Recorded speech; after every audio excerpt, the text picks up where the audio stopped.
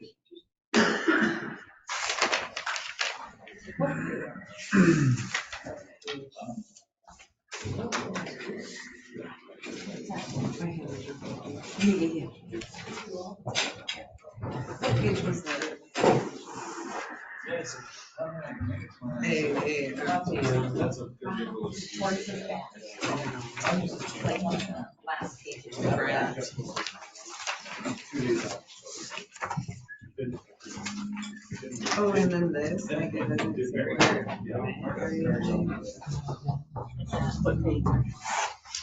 Seventeen.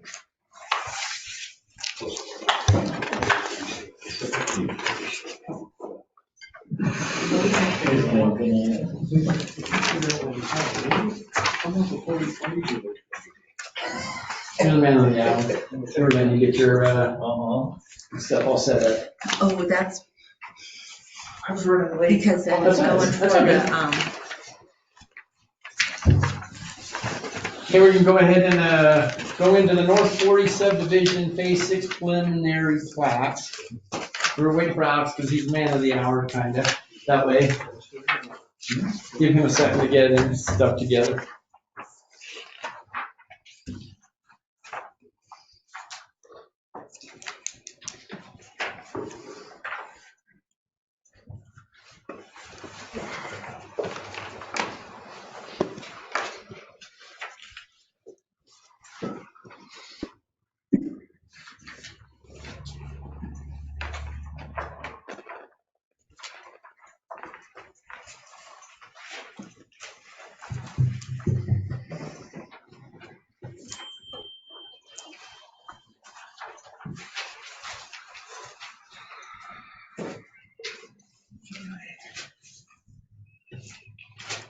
Just about here.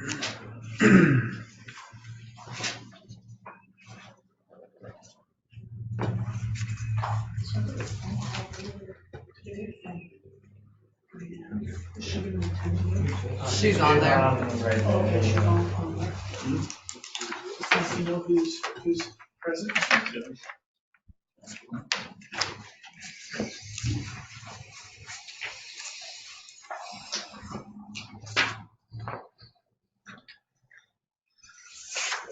All right. Ready? Okay. Hello, folks.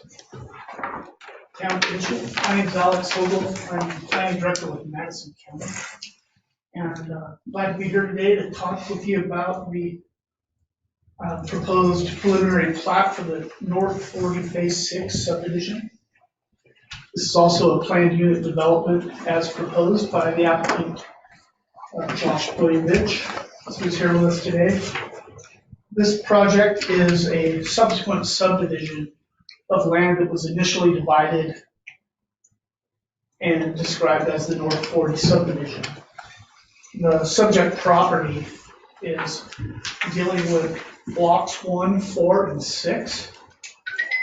These are on the northwestern extent of the North 40 subdivision. You can see it on the preliminary plat that's presented up here for you.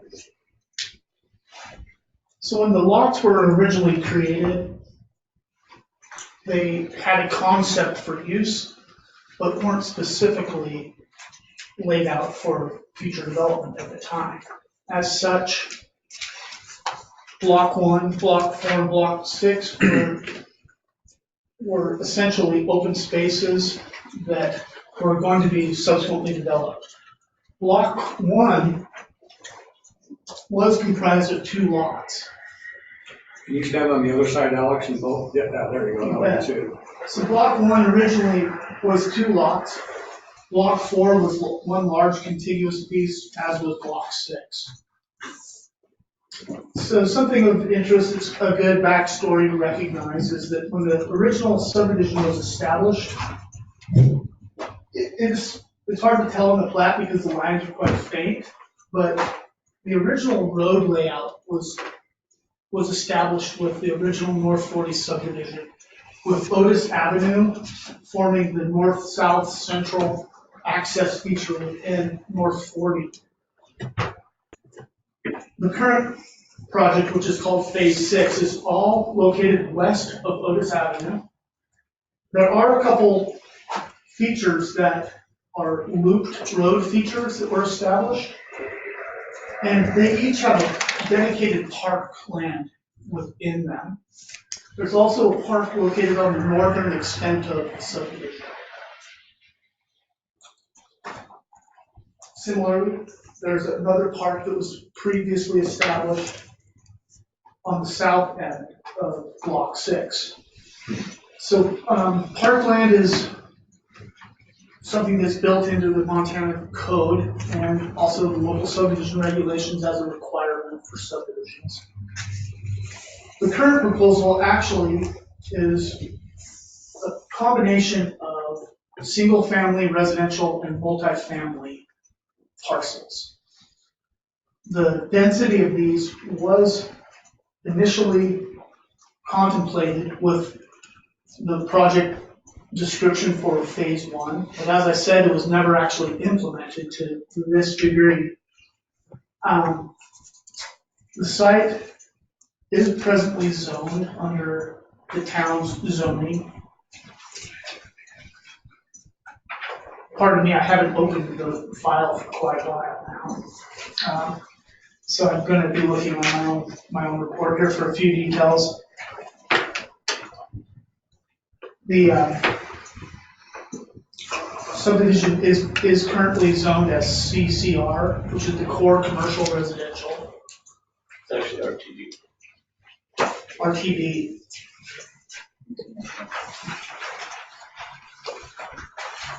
Thanks. I was looking at just one description in here.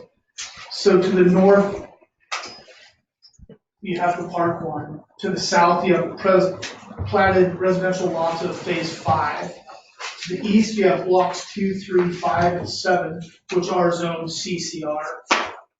To the west, you have ball fields of the Ennis School District, as well as undeveloped property which is owned by the Ennis Rodeo Grounds, or it's developed with the Ennis Rodeo Grounds. And the current zoning is RTD, residential town density. Under that density, it allows one dwelling unit per 1/8 acre.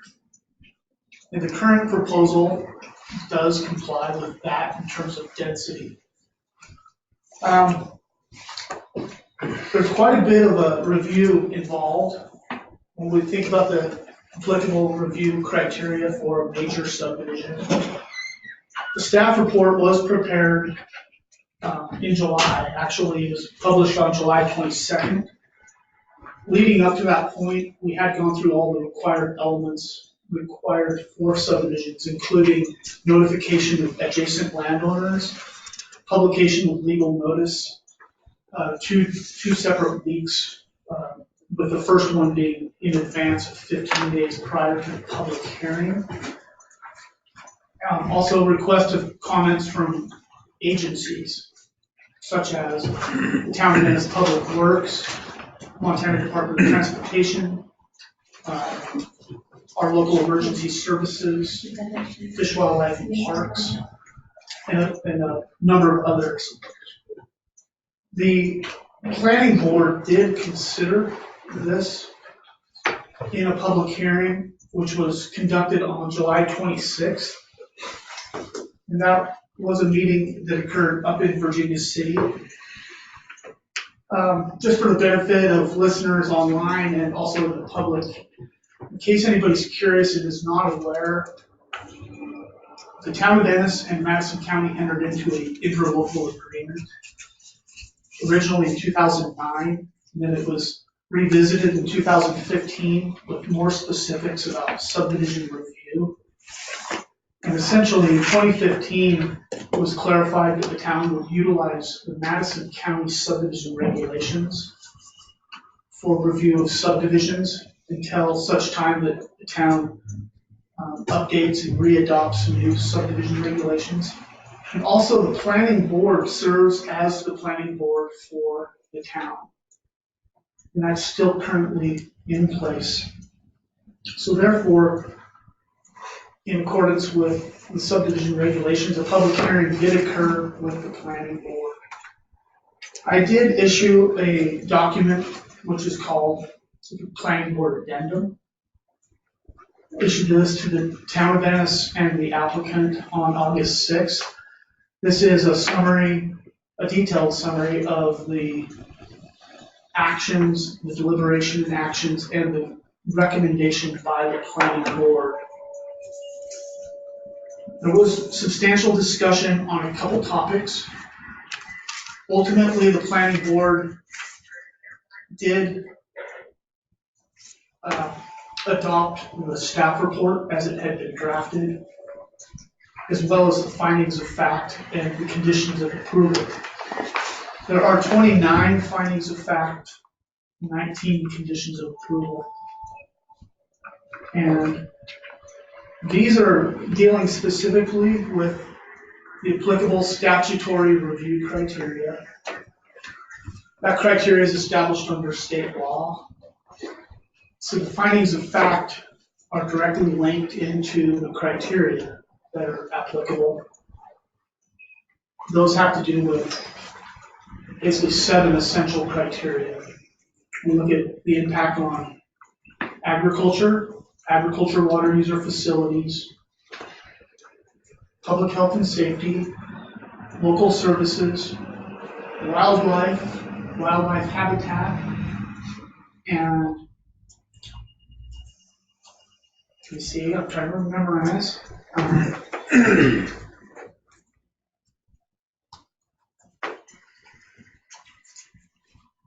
I believe that's that. What's included in public services? Public services are essentially looking at roads, utility infrastructure. It can include water and sewer services. It can include school busing, mail service, solid waste, things of this nature. Fire and safety, police, fire. They can, however, those are actually specifically addressed with public health and safety, as opposed to Individually. the impact on public services, local services. But they are local services, and when you increase population, you would be stretching our fire and police thin, correct? Stretching it thin is up for discussion, but they are services. Well, anytime you add people, Yeah. you're adding more for our.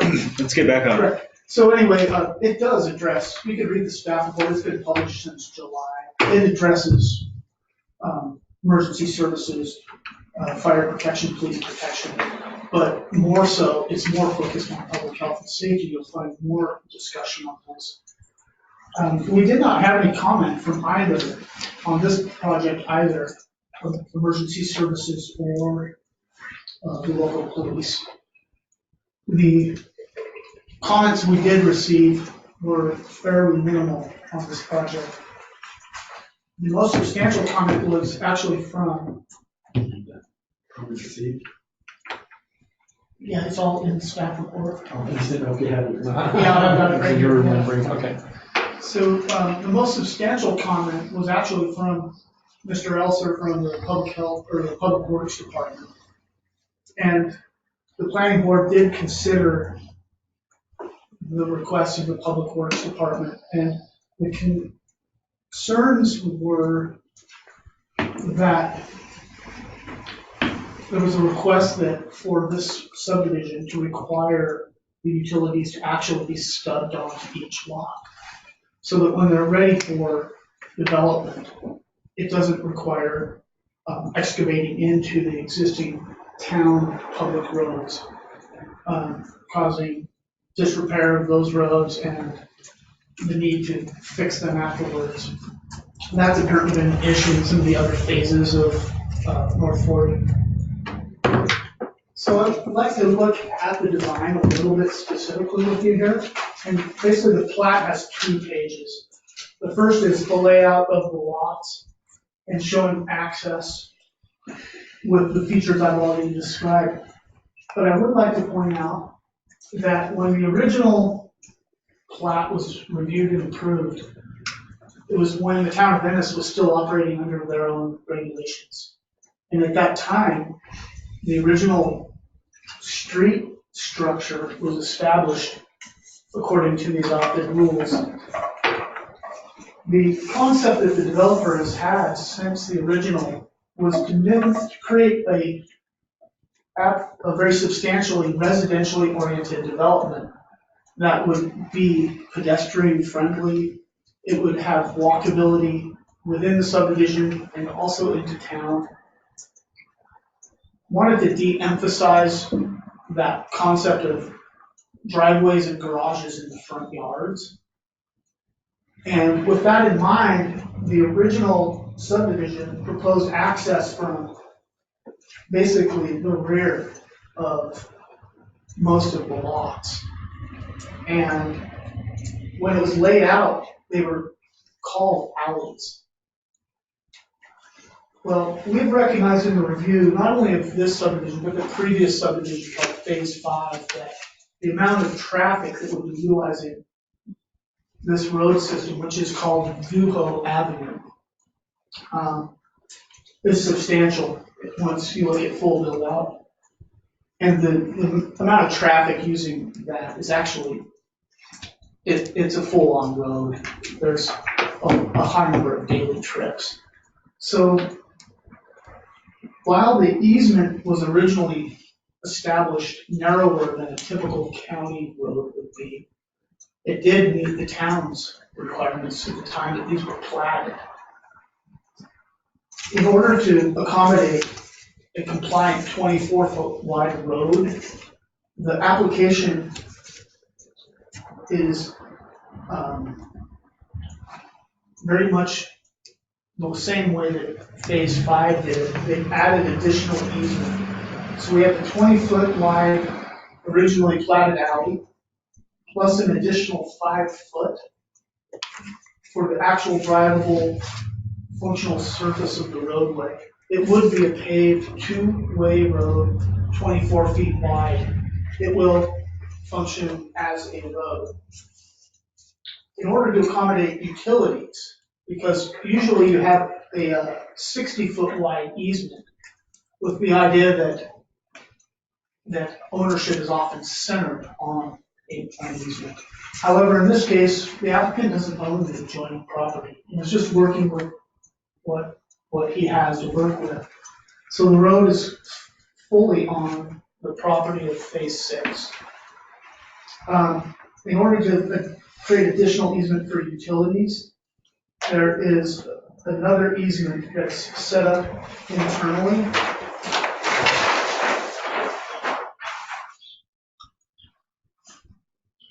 And am I getting that totally correct, Josh? Yeah. What is that additional? So there's an additional 10-foot easement that runs parallel to Mujo Ave there For utilities? for power and phone utilities. Yeah.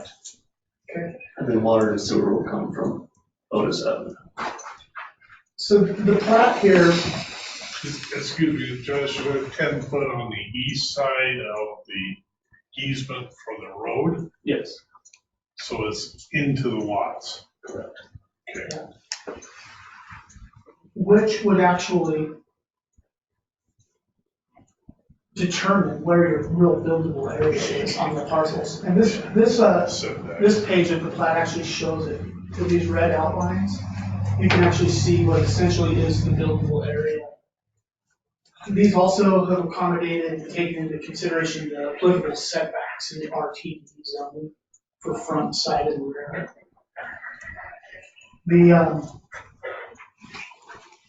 Water and sewer are shown on this sheet too. And the blue lines are the water mains, there are existing mains, and then there will be some extensions in certain locations.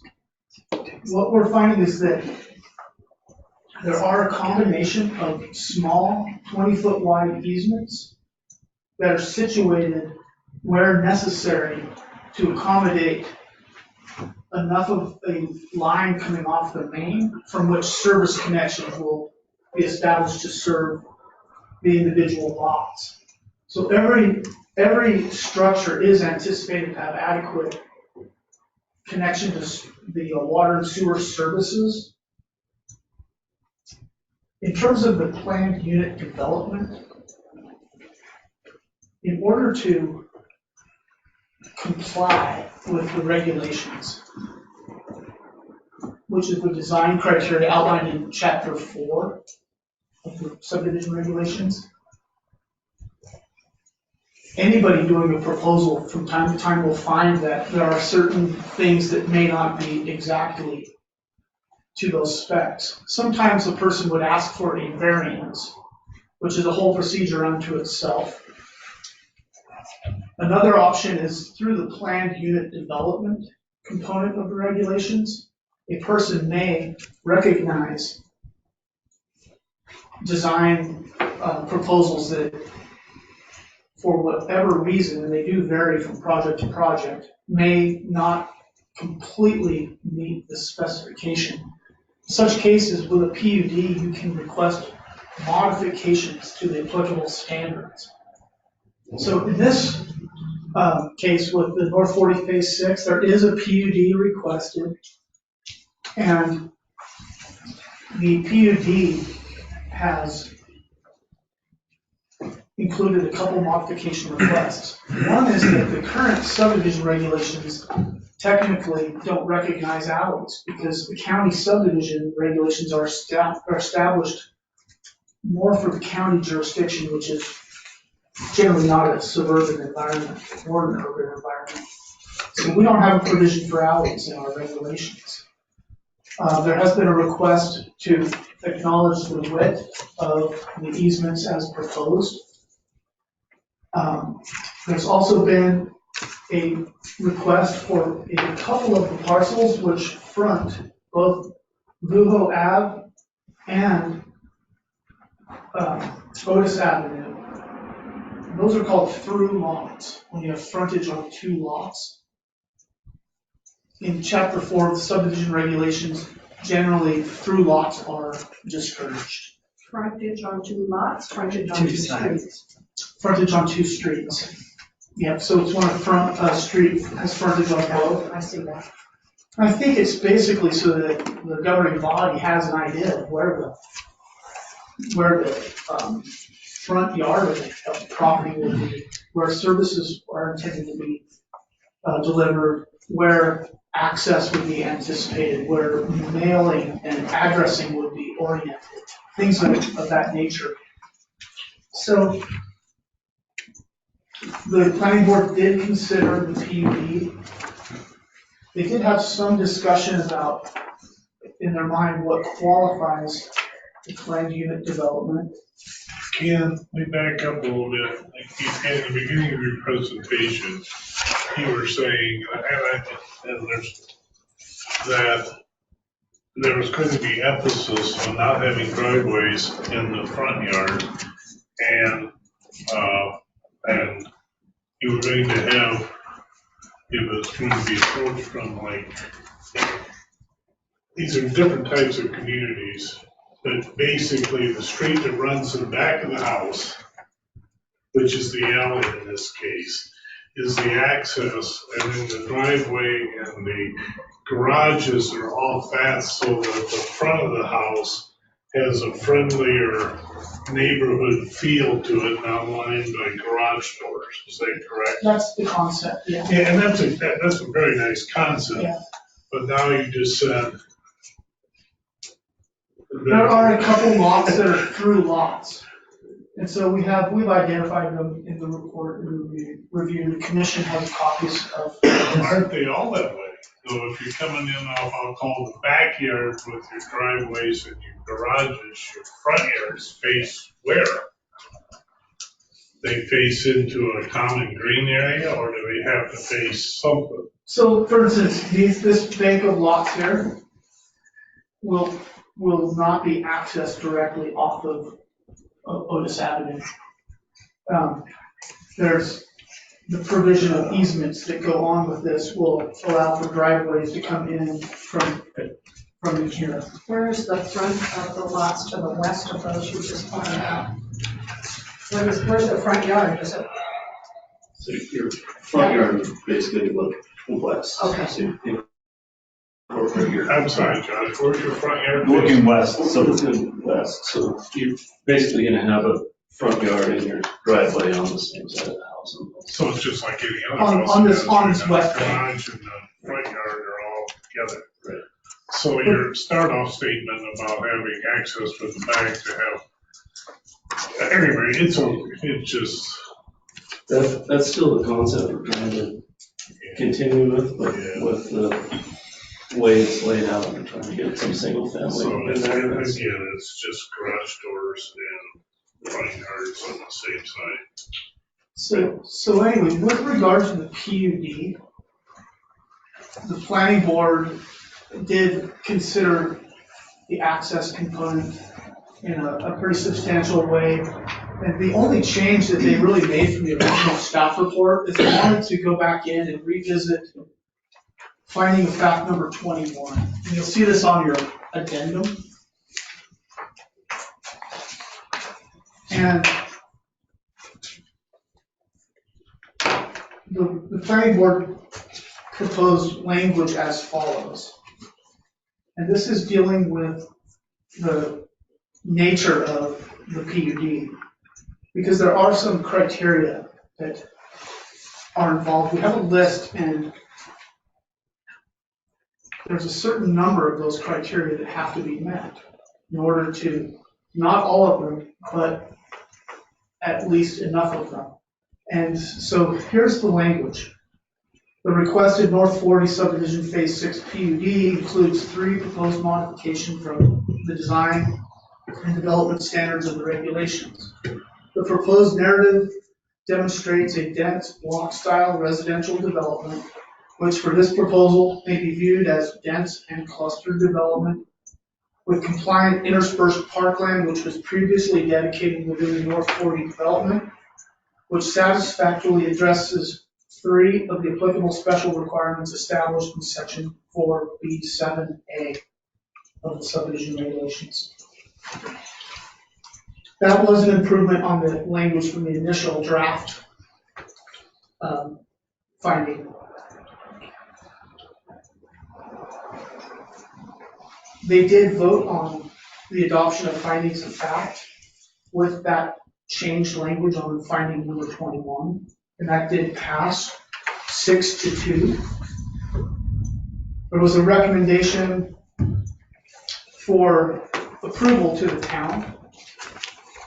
That did also pass 6-2. So if you look at the findings of fact on the subdivision, you will find that there are an outline of 29 findings,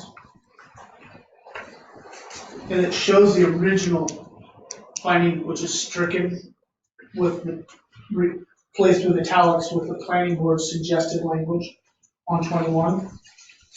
And then the findings of fact support approval. They did recommend approval subject to conditions. We have 11 standard conditions and project-specific conditions number from 12 through 19. The specific conditions of interest that have to do with the utilities from, with regard to Mr. Elser's comments, we'll be dealing with specifically findings 3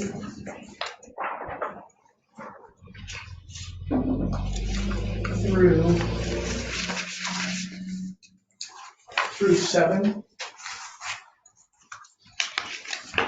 And number 4 does indicate that it's recognized that maintenance of individual utility service connections and multi-user service line extensions located on lots and not within public utility easement right-of-way is the responsibility of the lot owners and/or the homeowners association as applicable, and that responsibility for maintenance of the service extensions outside of public utility easement / right-of-way is not the responsibility of the town of Venice Public Works Department.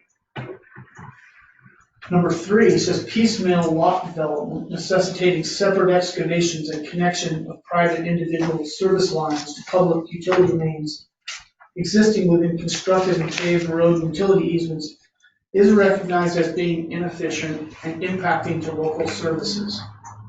In order to not impact local services, the town of Venice Public Works Department has requested water and sewer services be stubbed on each lot prior to final plat as a requirement of preliminary plat approval. As far as Vujo Avenue, which is essentially going to be constructed with this project, as well as another small street right here called Yogi Street. Those are dealt with in finding number 7, which says pursuant to sections 4A10, 4A13C, and 4A10J of the regulations, Vujo Ave should be required to be constructed and paved to the applicable 24-foot wide paved road standard, and with approval of the requested PUD, Yogi Street should be required to be constructed and paved 20 feet wide. Both roads should be equipped with appropriate signage and curb and gutter directing stormwater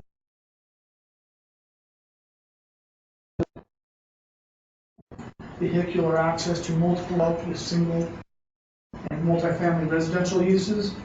The road is intended to serve two-way vehicular traffic, accommodating substantial average daily vehicle trips at full build-out. Those are the most significant of the findings. When we get into the conditions of approval,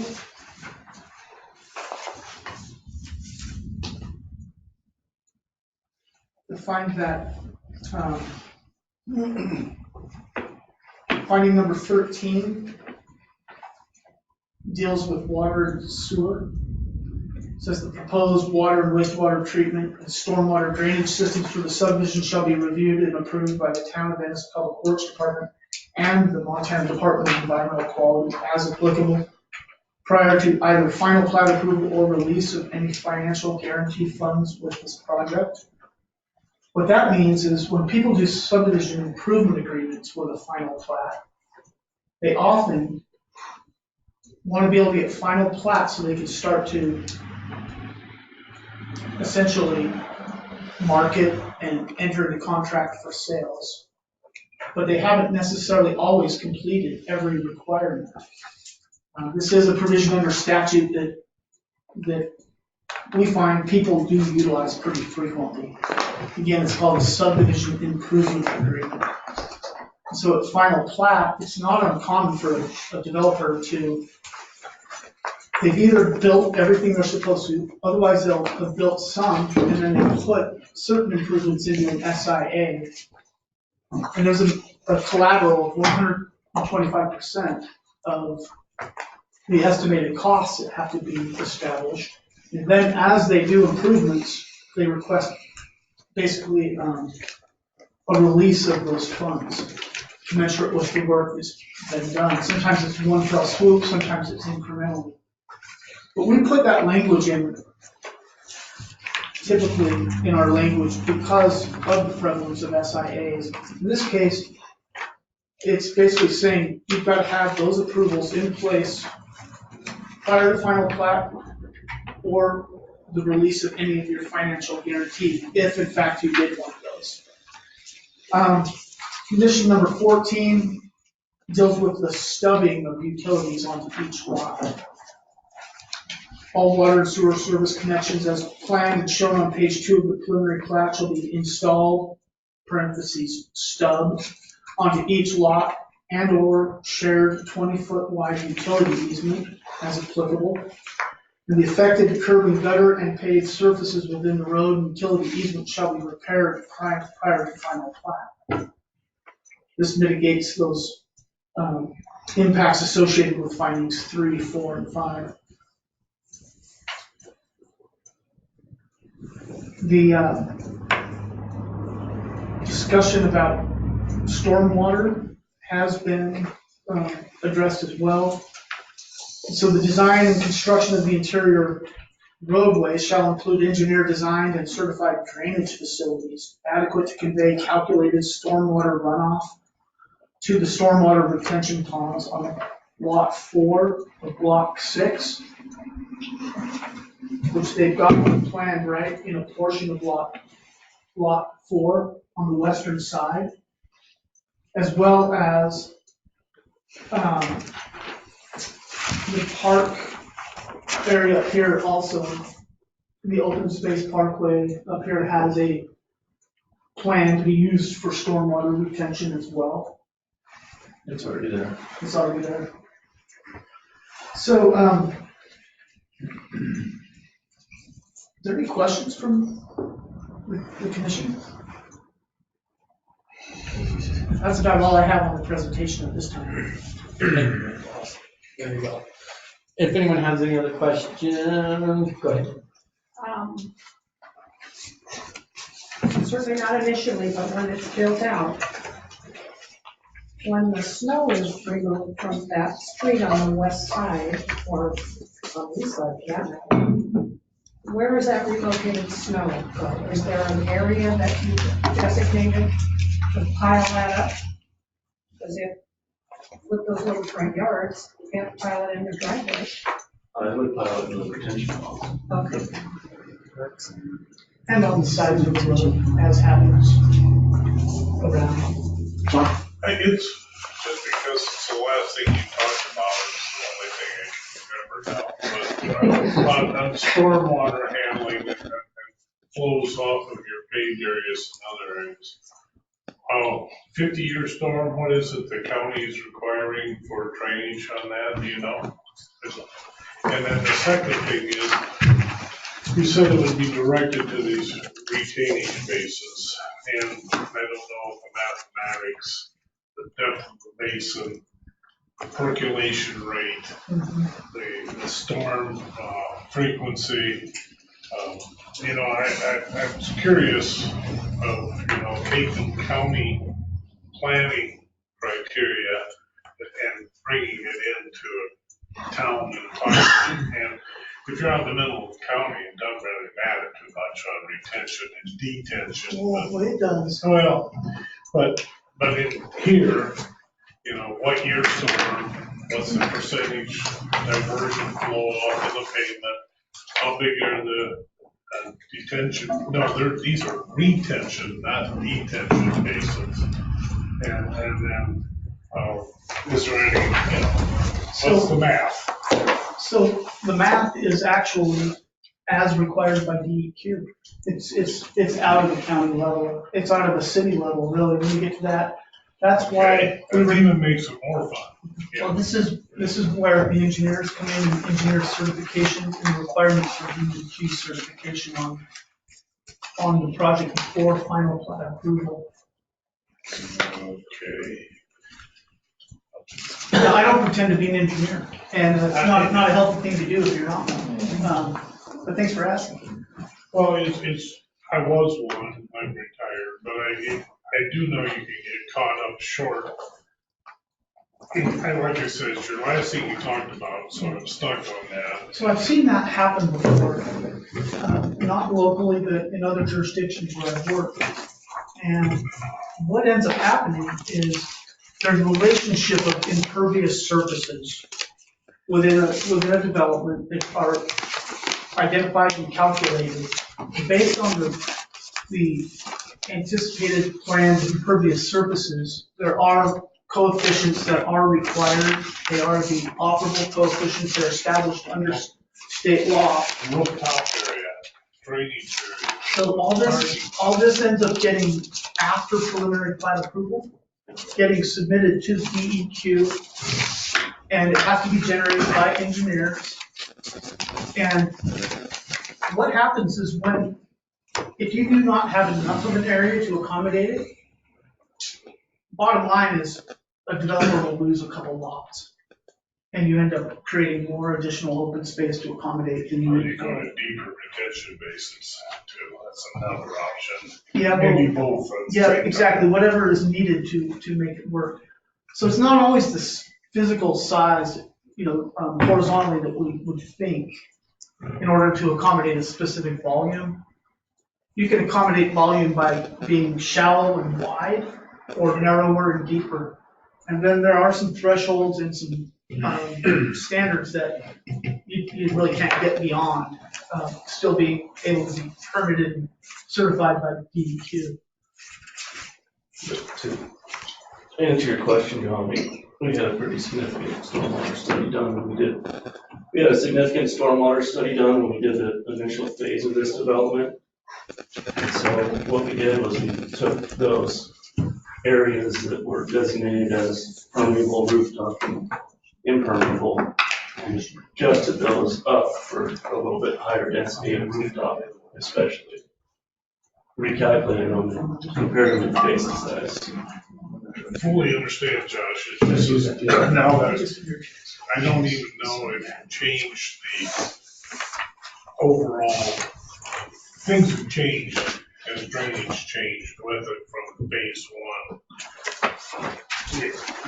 I don't know that, it's something that's, could bite you eventually. Million things. So, I just did my staff presentation in a typical format, which is pretty widely accepted. Staff will do a presentation, and then an applicant can do a presentation. The commission or planning board would then have questions of staff or the applicant, and then they'll open it up to public comment. And I'm just doing it backwards, sorry. Okay. Okay, now we can go ahead and open it up to commission. Does the commission have? Does Josh have anything? I think Alex has covered everything pretty well and thoroughly, so good words there. We're trying to make the best use of the land as we can with what we have existing right now. If we had a handy time machine, we could go back and do things a little bit more efficiently, but unless somebody's got one and want to volunteer to use it. I think this is probably the best mix of single family and multifamily that we've been able to come up with and provide a kind of array of housing options for the town. So unless anyone else has a question or anything that you want to speak to, Back to the drainage aspect, are there any other substrates that can be used? Like if you put pavers in, will that increase potentially? I mean, I'm sure you have a pretty high perk rate on the boulder field out there, so. yeah, it's proven to work fairly well so far in the past using these existing ponds. I know phase 5 isn't totally built out. Phase 4 is pretty close, and those existing ponds rarely have water in them and won't get close to being full. So, that's the one benefit that we do have is that this ground drains like a sieve, so you really have to try to hold water in it. You want to, so it's it's something that right now Great West is looking at. We gave Kelly that data and he's forwarded it on to Colette and she's taking a look at that just to double check, make sure everything looks good. So it's definitely had some eyes and some consideration on it. So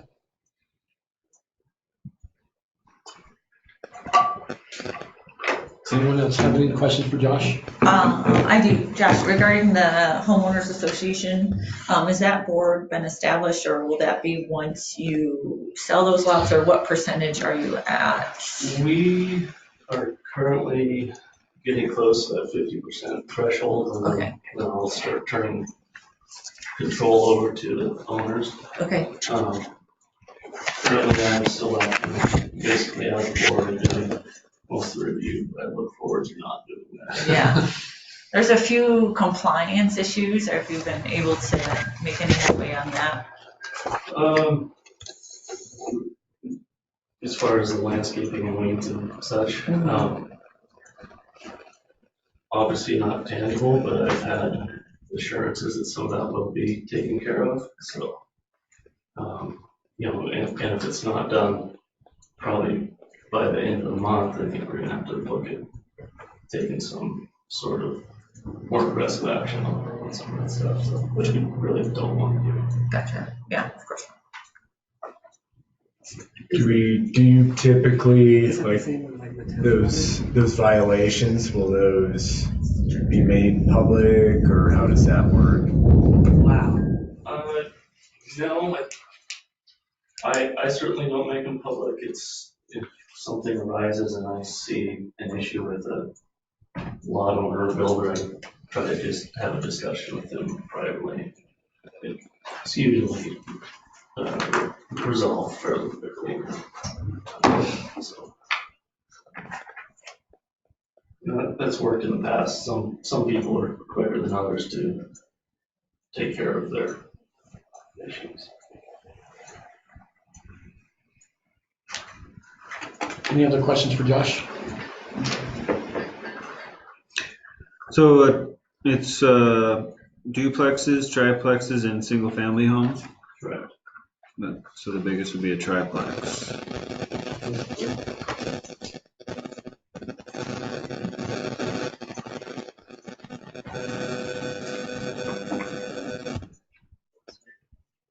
Another question? I'm gonna come back. Yes, I'll come back to you guys. The only other thing I wanted to discuss a little bit was project specific condition 19 regarding the creation of the condominium documents. I don't have an issue creating a draft document, but since we're not going to be tangibly building those, we don't know which owners or, subsequent developers might want to have a condominium on their property, or who might want to keep it as a rental, as a duplex, triplex, because there's advantages to doing it either way. If it's condominium, you can sell them, but that comes with its own kind of issues with the unit ownership and, building in reserves and that sort of thing. So, really just kind of started digging into this with Alex and with council. What I would like to do is maybe come up with a better solution than drafting a unit ownership agreement that doesn't have a unit to apply to. Basically, that it's either going to be so vague that it's basically non-usable, or it's going to be so restrictive that it's going to really limit the projects that people can put on these lots. So do you have? I have a little background on that. And this is language which we do use regularly when we have multifamily condominiums proposed, or even single individual residential condominiums, which sometimes is the case. Under statute, if somebody wants to be able to condominiumize a structure, we'll use a duplex, for example. If you don't condominiumize a duplex, you would essentially build the structure. And you could have, as far as utilities go, you might just happen to have one service connection to your building. And you split them internally to serve water on two sides and also your sewer connection. And then a person might just rent out that other space, but the renters don't own the space. And if the subdivision never contemplated condominiums, the only other way a person has the clearance in the future to do condos is if zoning clearly allows condos. And oftentimes, there's not that clarity in zoning as to whether or not condominiums are explicitly contemplated or not. That's something that you might want to think about one day down the road with the zoning regulations, which zones, which types of uses would be acceptable to condo. Now, if a person was going to condominiumize a duplex, the same structure, and you anticipated that in the subdivision, then subsequent to the platting, they can either prior in leading up to final plat or subsequent, you can record unit ownership declaration document with the state of Montana. And they will actually take each side and it creates a piece of real estate, actual transferable real property within the structure. So you can actually convey and sell one of your sides of your condo or both to different parties. The application did have a component requesting condominiumization. And the important thing is that we recognize that it has been clearly anticipated. That's the biggest hook. That's the language in statute says that it has to have been substantially contemplated. And when it comes to developing that building, you would actually do it differently. If you have two separate owners, they are each going to have their own separate service connection for water and sewer, and they'd each be built uniquely. So there are some practical functional implications. What we are trying to really do with the finding of fact on the condos and then condition number 19 is make sure that we don't drop the ball, and in the future when a duplex or a triplex is built and they want to be able to sell the units in them, because frankly it doesn't matter if they're rented or sold, they're going to be occupied. And I think it is of interest that they could be sold. It's not an unreasonable notion. This is aiming to basically provide that recognition in the document of record that they were expressly contemplated. So what we might do, and I'll run this by you, is on this language on number 19, basically keep the first two sentences intact and the third sentence. But after the third sentence, it's one that ends with 703 MCA. It's the fifth line up.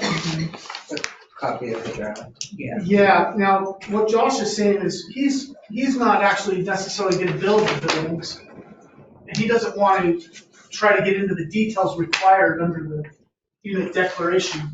Can we write that at a later time? Yeah. Even if we approve.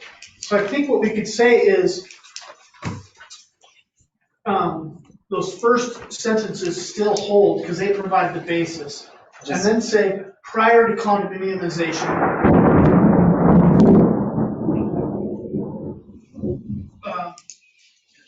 property owners shall record declaration of Unit Ownership Act documents with the state of Montana and provide copy to the town of Venice. And they actually record them with the clerk and recorder. Yeah. Would something like that work? I think that's fantastic, yeah. Then making it your problem to have some draft that Well, makes no sense, because Yeah. you're not gonna know until they go to do it. Then you're kind of trying to put your fortune teller hat on. Well, and you're right, if you do something really vague, anybody can go and try to sell a duplex. But I think making that a requirement that they file with the states when they come up is a good solution. So that's an opportunity here where if the town commission wants to consider that change. Do you mind repeating that for whoever is, are you taking notes? I am, but it's recorded so I can go back and Okay, get the details that I missed. okay. And we can, I didn't write it, but we'll restate it. But the way to do this is after your deliberations and after you hear public comment and you're ready to actually get into action, you'll need to adopt your findings of fact and then you'll go in to make a motion to adopt the conditions. Now, somebody would make a motion to adopt the conditions and it would have to be seconded. And then one of you, if you want to entertain this, would say, Strike. I would like to make a subsequent motion So to amend condition Number 19. And somebody would second that, and then you could vote on the main motion with the change. Yeah. I don't know if you guys are already all up to current on those kind of things, but that's a little guidance on how to do the subsequent change. So after that sentence that ends with 703 MCA, on the fifth line up, it could say, for the purpose of implementing condominiums, a property owner shall record declaration of unit ownership documents. And record with the state. Shall record them with the state of Montana.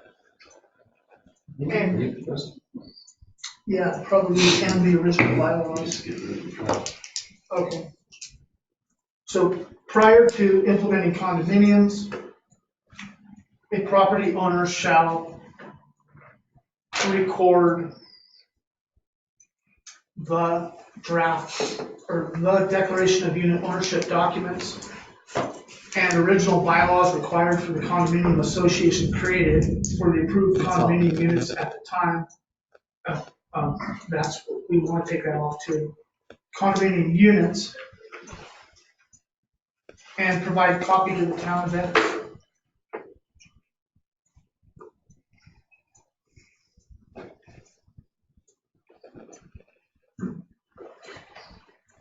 It's an idea. You might have question and discussion on that. Does anyone else have any other questions for Josh? Or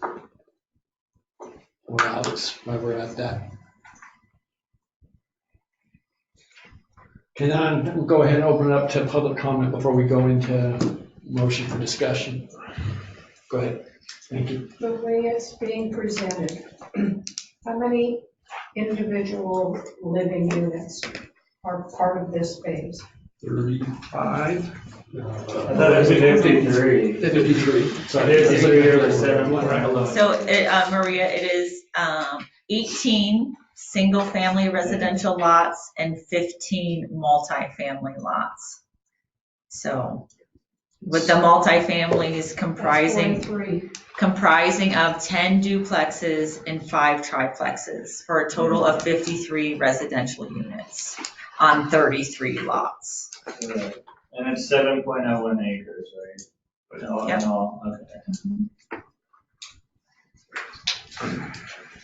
And So I had a question with that. So, and Alex, this is more for you, it was just sort of just verification. So I know it's spread out all over the 7 acres, and obviously that meets the density because it would, be 50 cents, allow for 56 units. But, so that whole thing is just, I don't know the best way to put it. I guess say if one unit, if one area is like 3 triplexes next to each other and it's over zoning on, say, like a 2-acre section of it on density, that doesn't matter because it's spread out over the whole 7 acres, you still are under the 1 acre, or 1 unit per eighth of an acre, right? Yes, and also under the RTD zoning, Yeah. under permitted uses, it allows single-family and multifamily residential. Yes, I knew that, okay. So, for instance, if you just have one lot anywhere in town, and you're in the RTD and you had enough acreage on that lot to do more than one unit, you could have a multifamily building to accommodate X number of units. Okay, and what are most of the lot sizes? What I was getting at would be like, what if one lot had, 2 triplexes on it or something, and would that one lot be more units than per? The lot sizes are just in like the triplex lot, I think they're block Block 1. 6. It's Yeah. like 15,000 square feet. Okay, so. Yeah, it's plenty, yeah, there's So plenty they're of each, plenty size. yeah. Okay, They're big lots. Triplex is Yeah. 15. okay. So they're not putting a 17. triplex on like a 7,000 square foot lot. Yeah, It's all, okay. it's all been. Okay. And then from the preliminary, then like you said, it goes to DEQ, and then there's another public hearing. If it gets that, or when would the public hearing in this process be? So Where actually, it's already happened, right? yeah, technically the public hearing occurred. Yeah, The recommendation has been forwarded, and now the town commission is considering that. So this is okay, the decision on the preliminary plat. okay, But once we decide on the preliminary plat and they meet all those conditions, we cannot at the public hearing or subsequent meeting change the goalpost for them and say, oh, well, now we want you to do this. Once we make this decision on the preliminary plat, if they meet all these conditions, it is that their final plat will be approved. correct. But what I was more getting at is just the process in general, and just so that I'm aware. So this is all, the public hearing and stuff was all for the preliminary. Then once you guys adopt the preliminary, will it go back to any type of other public hearing to bring in, say, existential factors of like if DEQ comes back and brings up something like after we approve the preliminary hearing? Is there anything before it actually goes into like the permanent plat hearing? Or like the permanent plat is finalized, or? Like, for instance, They have to show that they've met all their conditions before, Okay. yes, they have to show that they've met all the conditions aligned in the preliminary plat before a final plat. Okay, Vote that's on sort the of what I final was getting plat, at, because I know we have other things going on, like, Kelly's done a lot of work on the thing you guys have with the, trying to find a third well and things like that, and we have the studies, with like how much our sewage treatment plant can handle and all that kind of stuff, and I didn't know like where all that played in after this whole preliminary plat, or if that went into this preliminary plat decision, and like Alex brought up, public services, like all that's already gone into this this preliminary hearing. Yeah. Okay. And that's where during the preliminary plat, they reach out to those agencies Yes. for comment. Okay. That's where that happens, is that in that preliminary. So we don't get down to final plat and say, oh, sorry, you can't hook those up to water and sewer, so that's handled all beforehand, so with the preliminary plat. And so that next step, all this is actually outlined in statute. There's very little leeway to customize the process. So we follow the process outlined in statute. And the next step is called final plat. It actually has an application. It's different the way it's processed than the preliminary plat. It actually does not have a public meeting involved. So it's typically reviewed in-house, and then the governing body makes the decision. Okay, and so that would come back to you guys, or the council, or the board of adjustments, or who would that final decision The be? way that it's been going since 2009 and 2015. Yeah, that'd go to you guys with the partnership, right? Actually, it could if the town wanted us to review a final plat, but the town has been reviewing their own final plats. Okay. We pretty much steward the preliminary plat process with the public hearing and writing staff report and things like that. Okay, makes sense. But the town takes a look to make sure the conditions have been met, and then the town approves or doesn't. Okay. And then just one last thing, what would the timeline sort of be on all this? Like, when would all that sort of be finalized when our lots already, I mean, they can't be for sale yet, obviously, but. So the lots, you're not supposed to market, you can't really market until preliminary plat approval. That's And once you have what I preliminary guess, plat approval, you can do some marketing. But then I think you can't enter a contract or sell, if I'm not mistaken, until final plat. yeah. Okay. You can actually enter a contract after preliminary, but you can't close anything until you have final. That's so Is that Town time? I won't do anything, this is fine.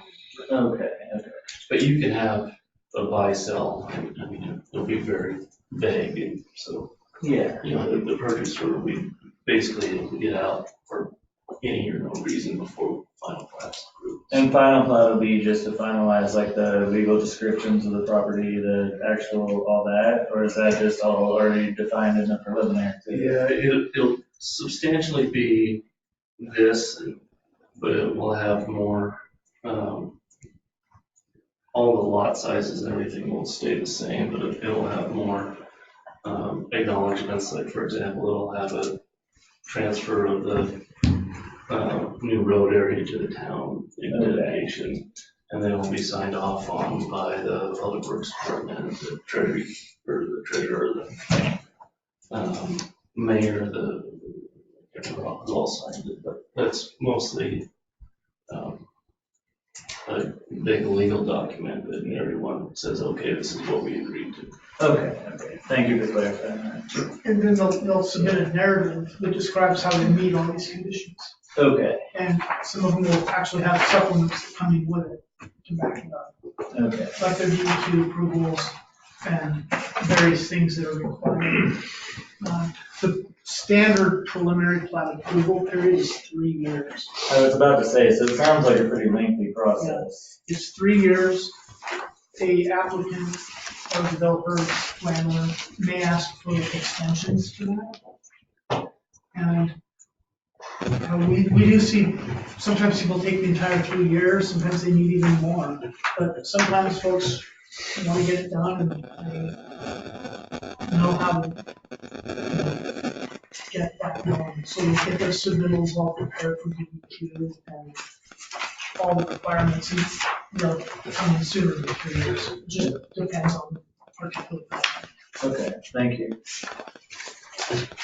So this process that's happening now relates only to how the land will be used, whether it's a right of way for the utilities or the road or the duplex.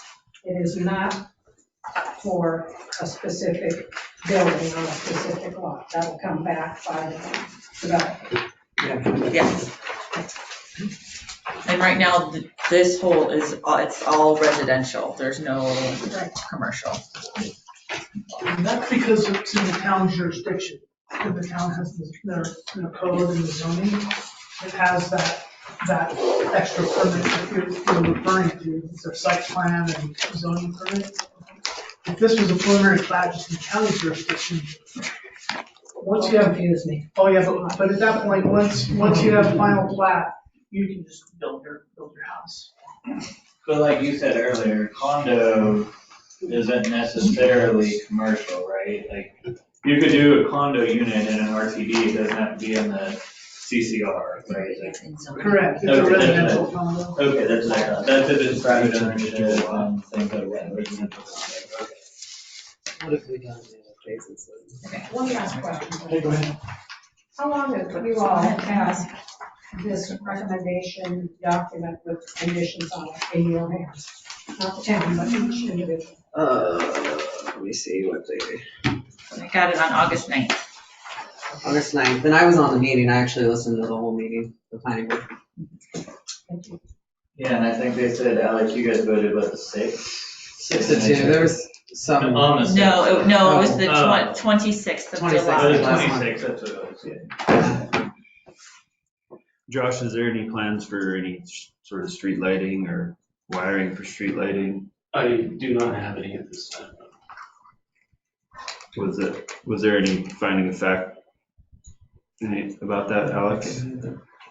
No. No. Alex, I didn't hear you say anything about parks or Castle parks.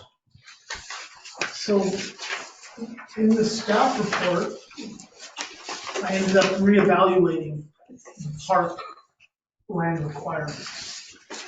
I thought that this was going to trigger a requirement for some additional park. Okay, as long as you looked into it, the only thing is, the only reason I brought it up, I thought one of the roads took away from a park. Not that I'm aware of. No.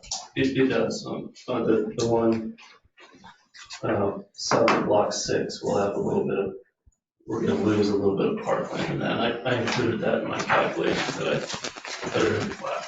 So that's a big one.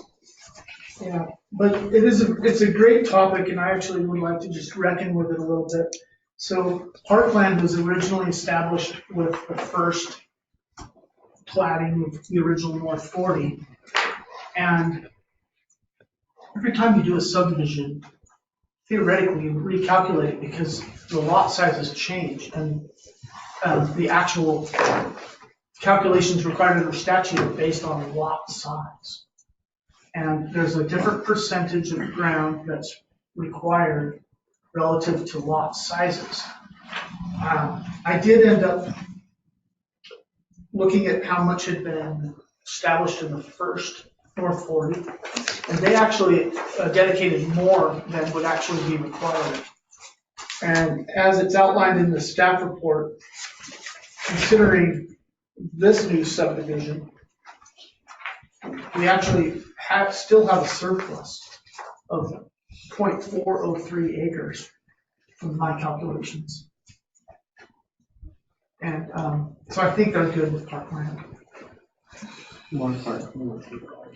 Any other public comment? Okay, now we'll move to the council. Alex, help us just a little bit with this one. We want to do a motion for the findings of fact. Findings. Yeah, first, it's two separate. Yeah. So are you closing the public hearing portion? Yes. Sorry. I move to adopt the findings of fact from Madison County Planning Board Addendum Subdivision Report, EPP 2101, North 40 Phase 6 Subdivision, and PUD, that'll be August though.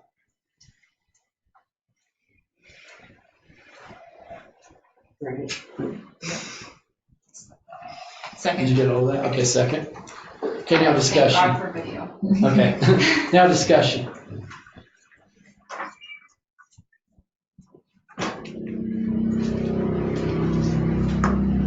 Anyone have any discussion for findings of fact? Then we'll call the vote. Jason? Or are you still looking? I'll give you a second if you need a second.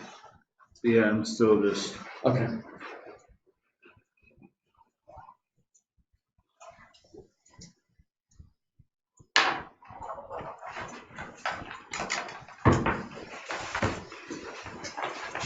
Aye. Aye. Aye. Aye. Aye. Okay, motion passes.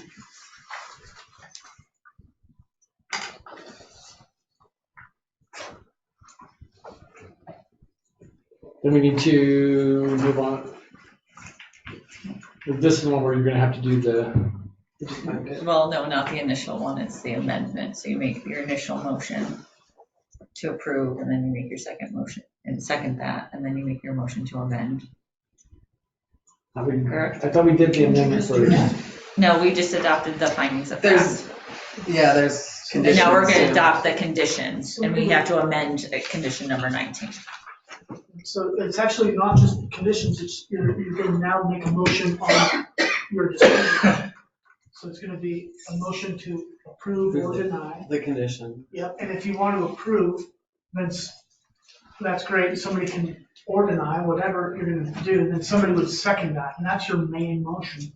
Now, then somebody, if you want to amend condition 19, would make a subsequent motion. An amendment to the motion. Yeah.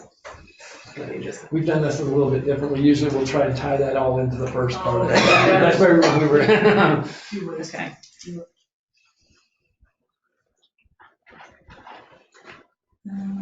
want me to go? So I move to approve the North 40 subdivision Phase 6 preliminary plat. With the conditions provided by the Madison County Planning Department. Planning board. Planning board, excuse me, planning board. Can we get a second on that one? Second. Okay. And then this is where we make a motion to amend condition number 19 of the Madison County Planning Board's conditions. Who's got the wording on that? Just the project specification Who conditions. seconded your motion? Christie. Did somebody already? And then with the amendment to, let's see, prior to, is that the fourth sentence then? Do we need to vote on it before we have the subsequent motion? No. No, you do the subsequent first. Then you vote on it. And then you vote on the whole thing, so.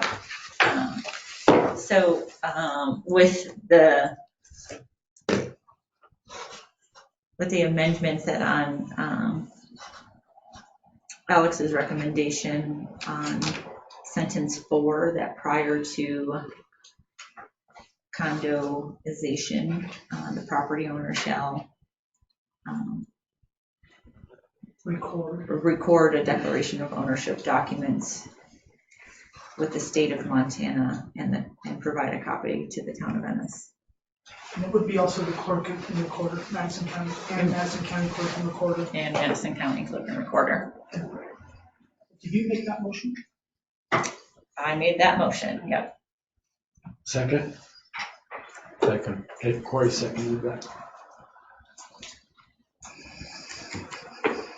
Can Now, I, you have to vote on the amendment. Amendment, yeah, so any discussion on the amendment?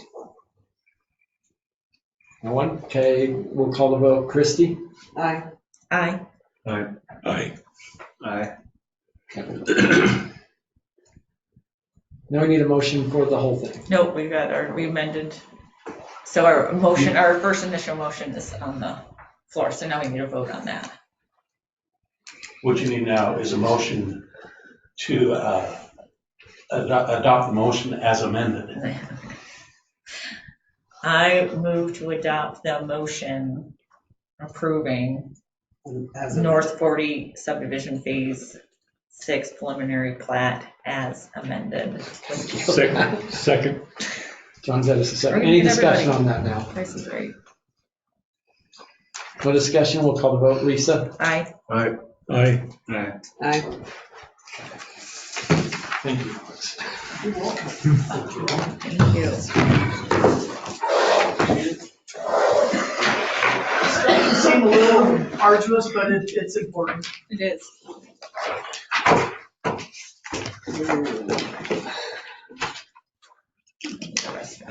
Do we want to take a 5-minute break right quick? Okay. Might be a line outside that.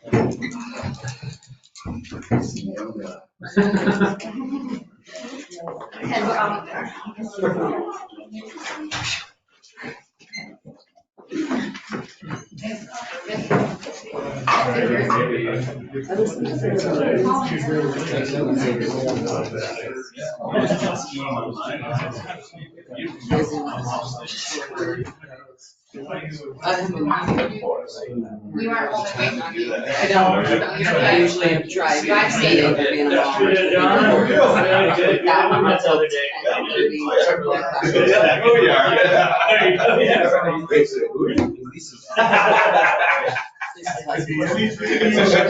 She's sometimes mom.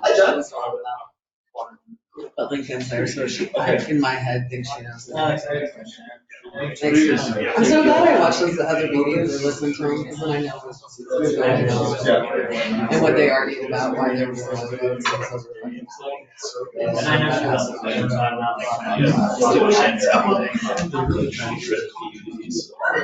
They didn't want to make it a So it's not. Helps you get going. Okay. Helps you get going.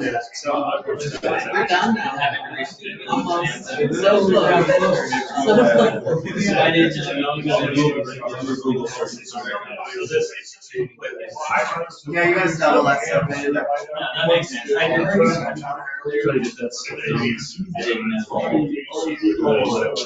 Freezes.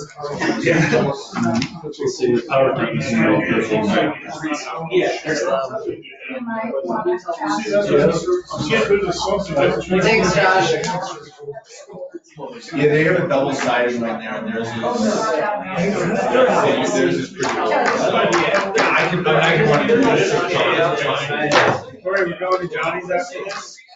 Yeah, dude, you're gonna destroy that place. I remember when my house was new.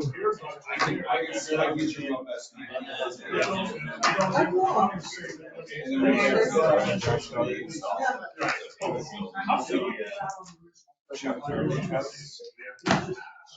didn't know it's closed. No, I think this was. She had to mow the lawn though, right? Or what was the deal? Oh. Platinum. Platinum? Callahan, Nan, because my original last name is Callahan.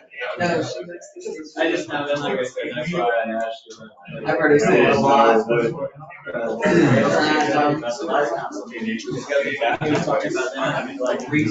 She can.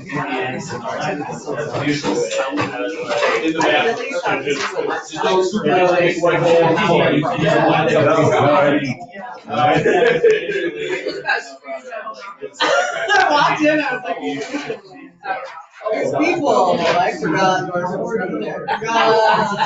I did not. I thought it was gonna be us chilling. I did not receive this.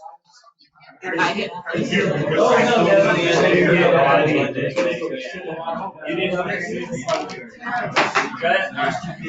Yeah, you're used to it. Yeah, always.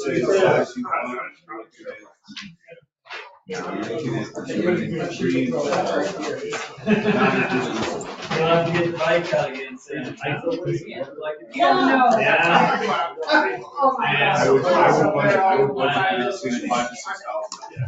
Are there parks in the airport? I mean, With this rain and mud. there must be maybe There's back a in phase map, one. there's actually a map right next to the Corey, there- restaurant, go check it out, it has the parks. The irrigation or the Yeah. stormwater ponds are considered parks. Well, and actually, he donated this land here, that is behind town hall, this, Have a good one. that was donated as Parks Park. Thank you, Alex. Thank you. Took it as- In the original. Thanks, you too. Karen was listening. Thank you, Alex. Appreciate you coming over, explaining everything to us. Good job. Good thing you're good at it. Yeah. Thank you, Alex.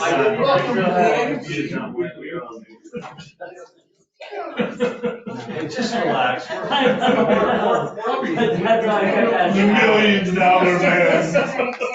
Yeah, that's what I was.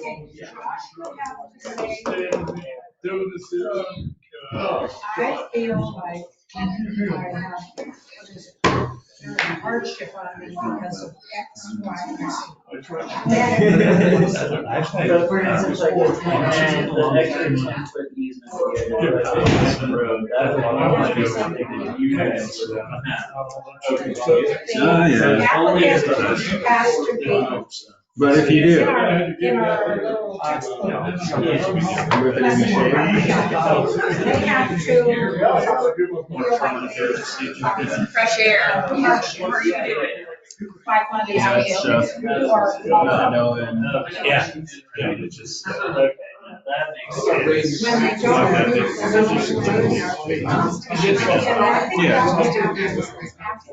Just because Whatever they had in 19.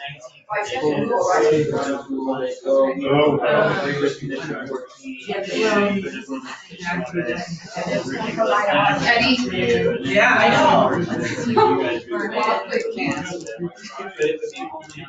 What I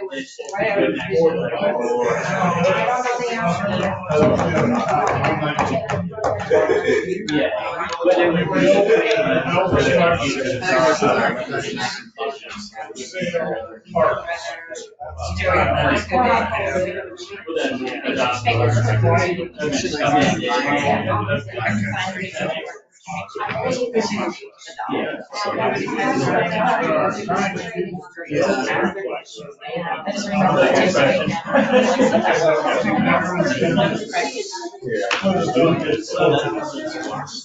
But it would Every day. And you got her again. Yeah, I don't. And the other one's like, I need it. She needs it. They're all touching. Thank you. How is it? He doesn't like busy. You have to. And then he's like, you know, unless you make it fun. It's just practice, which is good, but at the same time, sitting at home is not as fun as learning it. Or having it presented. How are you gonna do this? Oh, yeah. But now I'm like, it doesn't matter that I have to say Eric, did you have any issues with the farmer's market? Come on, man. Did you see what I was talking about? I don't mean it's there, it's gone. No, not sexually. I'm kidding. Yeah, they didn't even end up having a home run derby until like 5 that day. Yeah, there's still balls out there. Well, Is there? Softballs out there. remember I asked Yeah, I don't have anything to do with softball anymore. I fired myself from umping softball games, so. You know, I'm not cut out for it. I don't have the voice. You gotta be ready to fight. Would that be in the revenue? Oh, sure.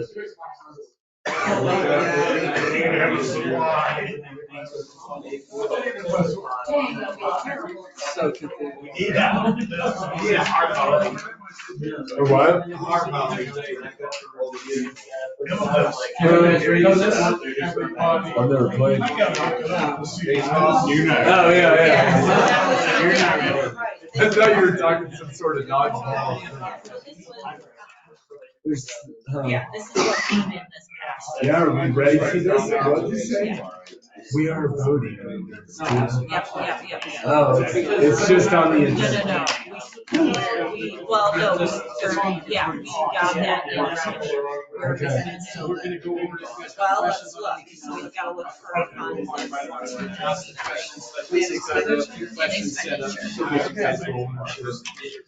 She's gone through the questions, expressed those things, so we're, 299. Yeah, what is that? 299.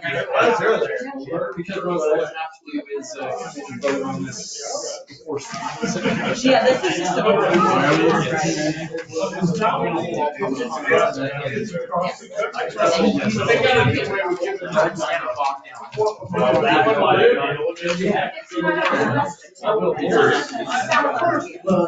Do they have copies of it? So it's, let's see,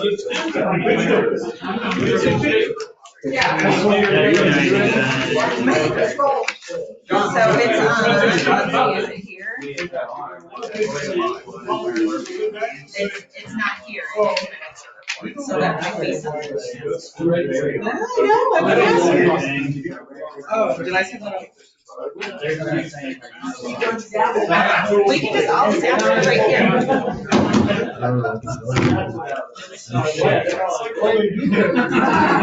Anything up there?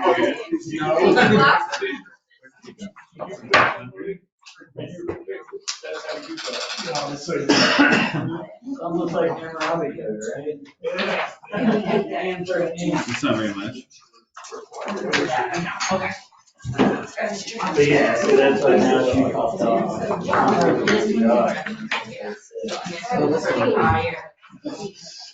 What's the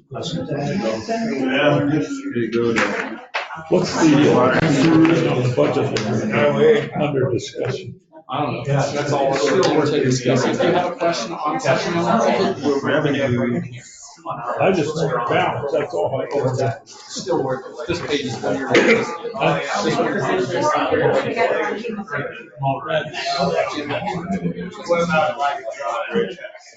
Yeah, all right, I understand that. Huh? Yeah, I talked to John about the legal board. That's slow. No, you don't let your own See what it costs. He's estimating about $56,000. Did you say? Right.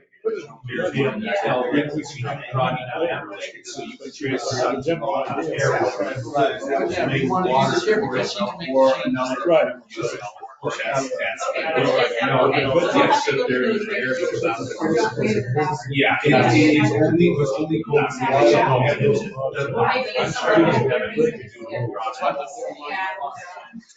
it would have to be something that you use already. I thought you'd run upstairs and say hello to me in the coffee room, but this is that you had to leave. This is a weird thing. That's where Grace is right.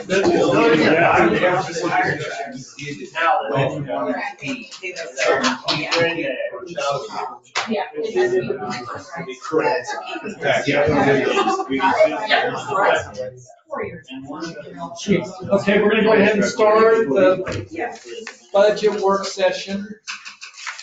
And how we're gonna go about this is we are gonna discuss with the council, save all public comment to the end. We do not want public comment while there's discussion. Write your questions down, please, if you have them, and then we'll take them at the end.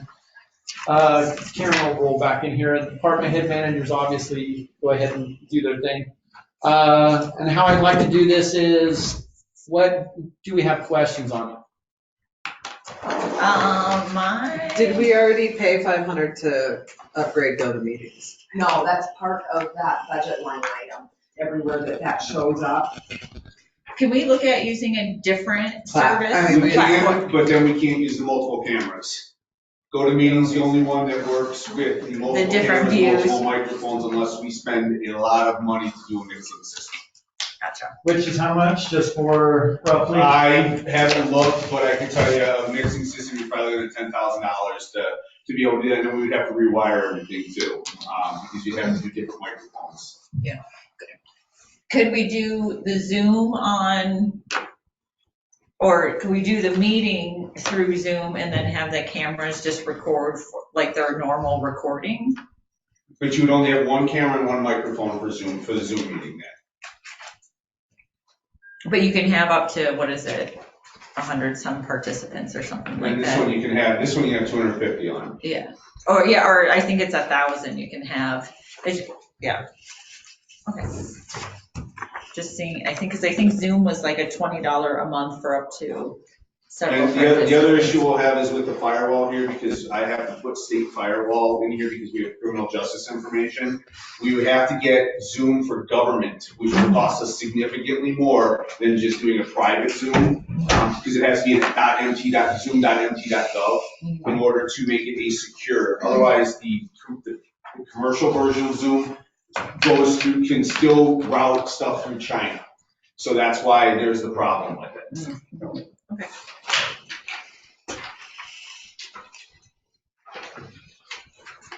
For legal services, we got, so. What page are we on, sorry, just make. Yeah, page 2 of the expenditure report. So 1,100.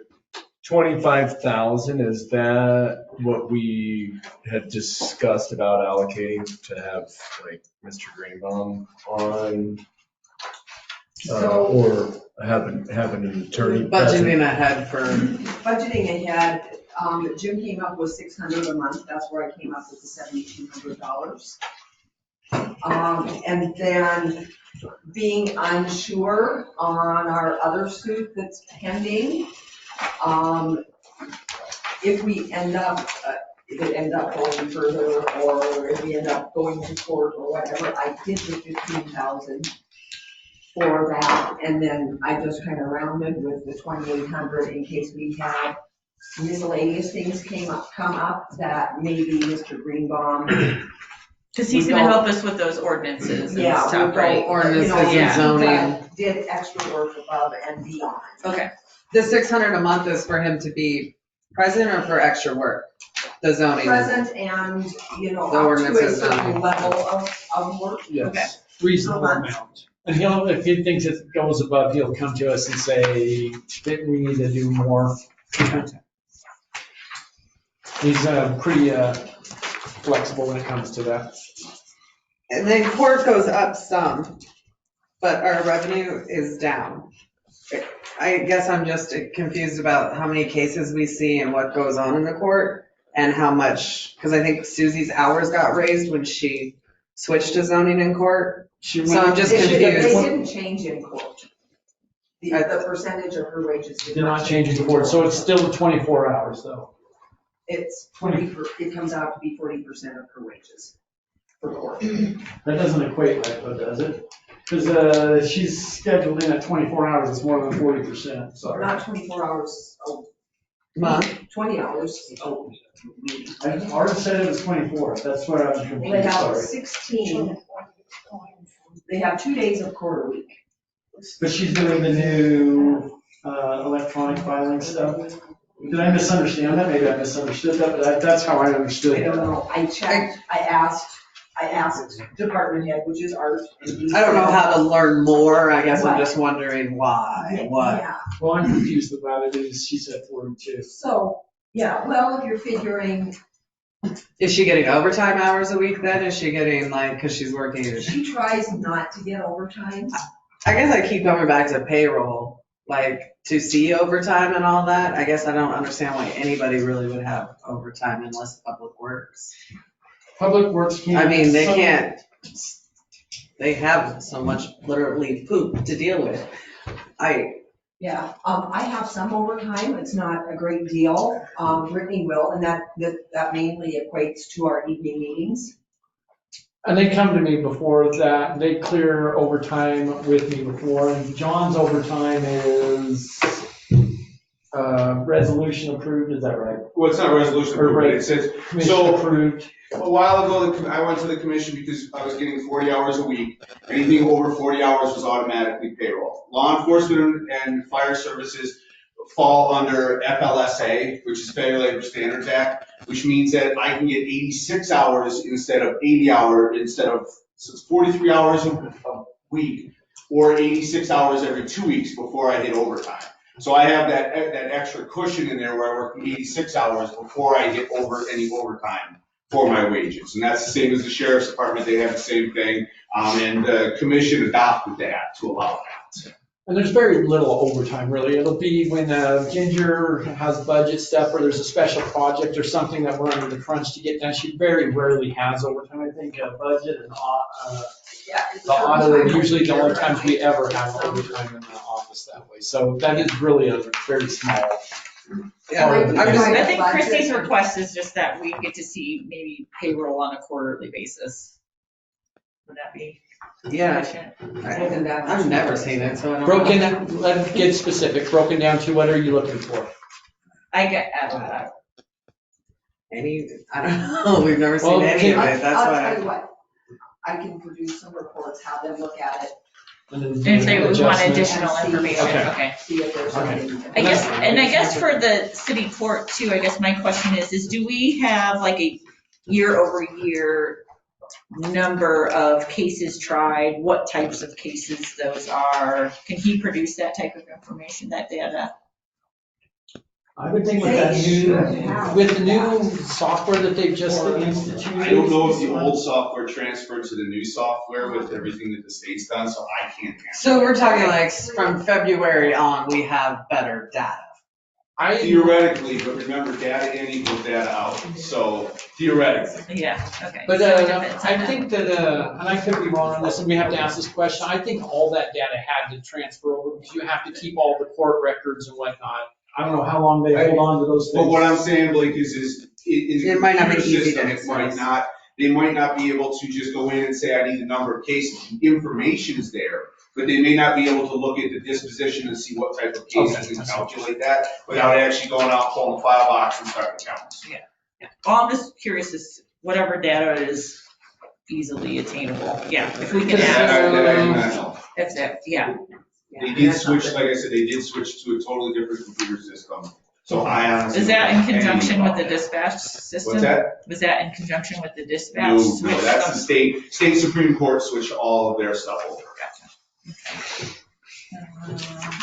I think that, the total account for city court would be better at like 52.5. And what is it that you'd like to, because we can cut stuff off, this is where we are gonna make these kind of moves, what is it that you think we need to chop down? So we're in 410361, is that the one you're looking at? Yeah, office supplies doesn't really need to go up $500. I think that was for the upgrade. That is for the open meeting upgrade. But they did only spend 846, so could we keep it at $1,500 to include the upgrade? Since now we're on a digital system and theoretically need less office supplies. Okay. So we'll go ahead and write that one in at 15, does everyone agree with that? Which line was that? That's line number 210 out of, Okay, yeah. Change that down to what? $1,500. So that takes it down to 49. Telephone and telegram. I think that's split automatically, isn't it? It's increasing at 22%. The membership and, oh wait, no. Yeah, the membership and registration, is that us or is that art stuff? I think that's art stuff. And by state statute, you have to pay for his registration. Accreditations and stuff. Whatever it is, the judges' conferences or the judges, whatever they call it. The increase in the wage salaries and wages, It's automatic. is that automatic? I just thought we were doing less here. Where did the compensated absence go up? Or that's just carry over, sorry. That's the one we can't, compensated absence, that's the one that carries over and you don't. Yeah, I just didn't, it went up a big chunk there. Like 1,500. No. Yeah.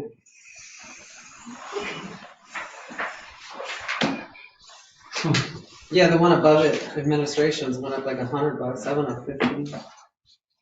I just feel like the salaries and wages went up more this year than in previous years.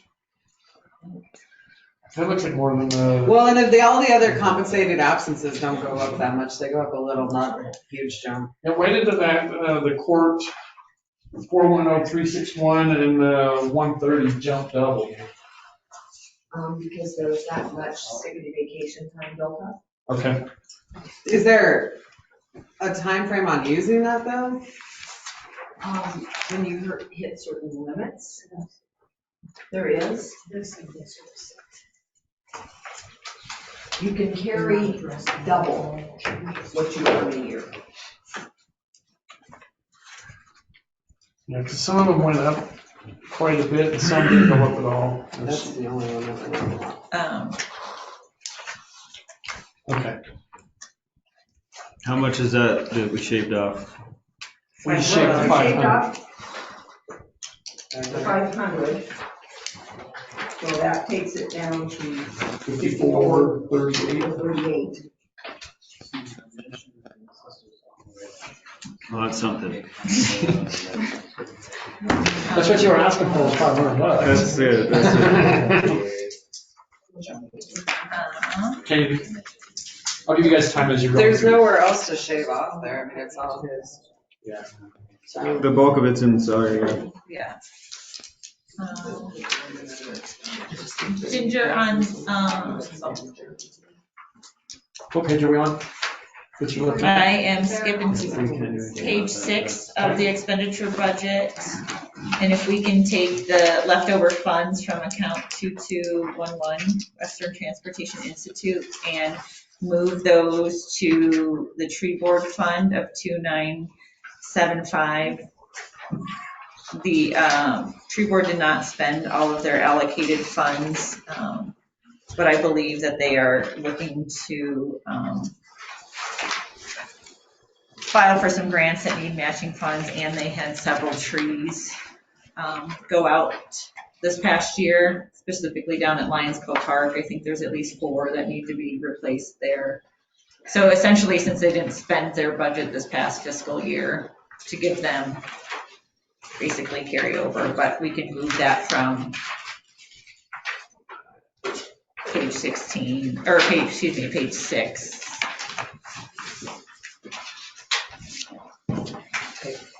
One agreement?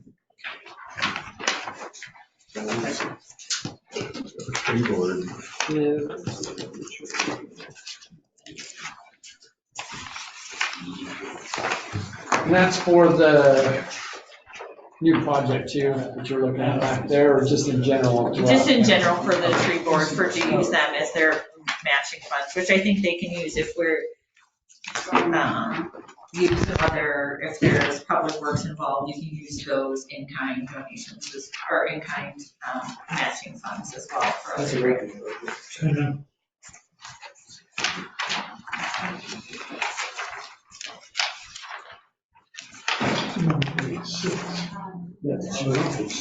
Yeah, this one, I'm not doing this line, so we're gonna flip along. Yeah, this, I know, sorry, John, I skipped over.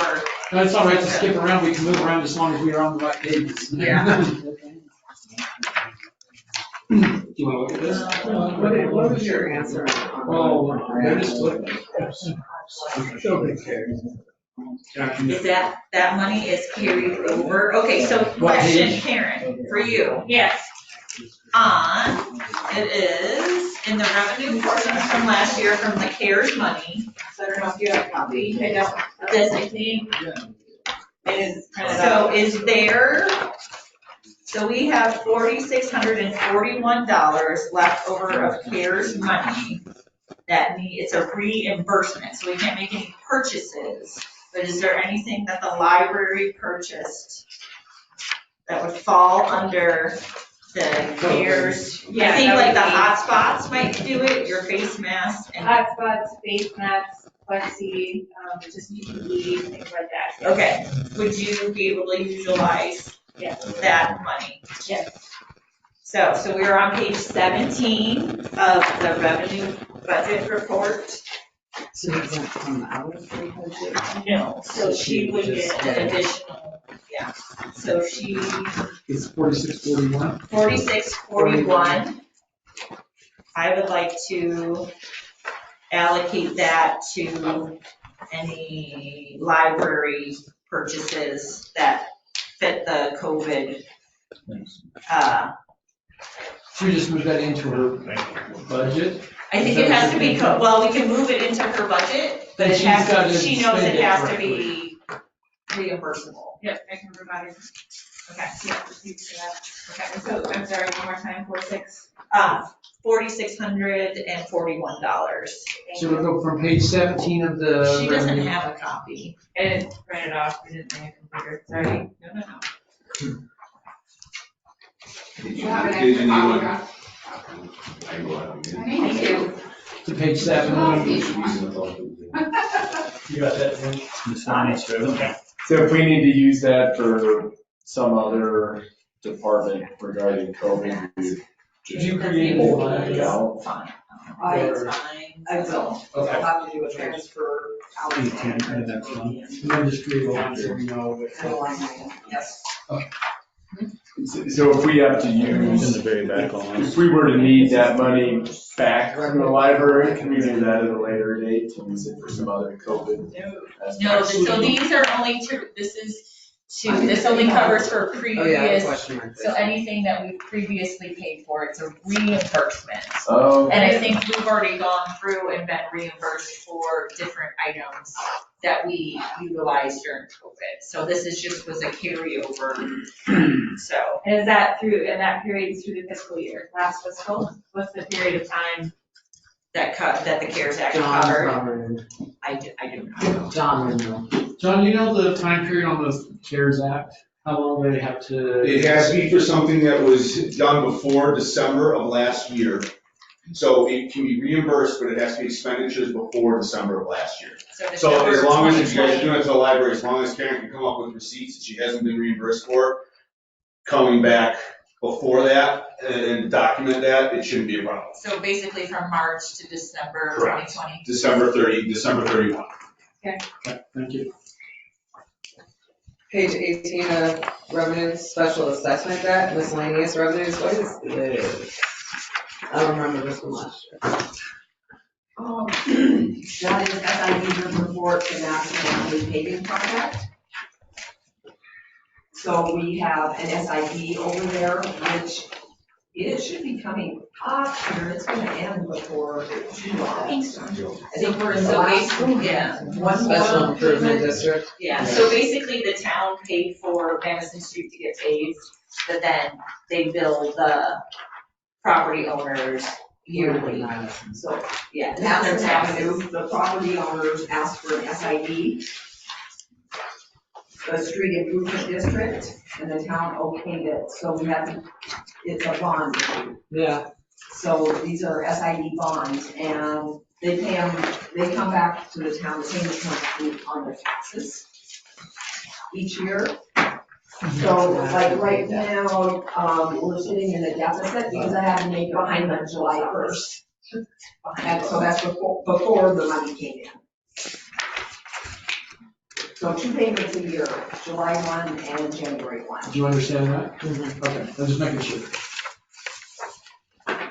I know exactly what I said.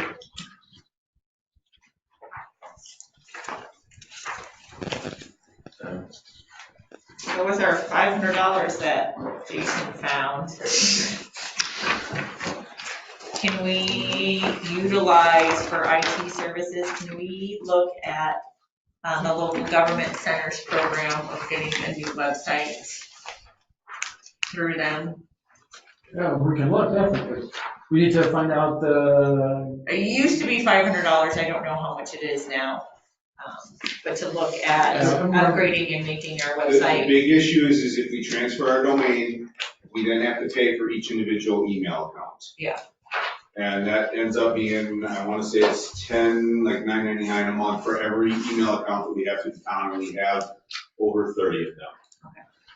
So we can never update our That would have to website? be budgeted for to at least switch our domain, because when we got in on the G Suite, it was free. Yeah. However, as soon as we move our domain to another host, G Suite is no longer free, and we have to start paying for it. So we're looking at what, 300? So who hosts it now? GoDaddy's hosting right now. So if we get a website. So, but most people that do websites could work with GoDaddy. and Well, just do the it. government center wanted it on their hosting last time we had Okay. that. They wanted it on their hosting platform, and that's the issue. Okay, so we gotta figure out a website that will work with GoDaddy. So we need somebody that can do And it. anybody that can design one, we can host it on GoDaddy, that's not a problem. So as long as We we just, use but the GoDaddy. local government center wanted to go through, it's similar to Wix, if you guys are familiar with like the Yeah. ads for Wix and stuff. They were using a hosting company that was similar to that, where we would have to transfer our domain over to them. Yeah. And then we would lose all of our email. So we'll just have to look at our getting a. domain, we can upgrade it anywhere we want to, as long as. It'll cost way more than $500. Yeah, so we'll just have to, okay, so Jason, we need to have you find some more money.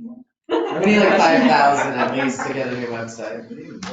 But it'll cost us more to get the website, but we'll maintain the domain name, so it'll And save save us the more money on money. And if you guys look at the WordPress templates, just go online and Google WordPress templates.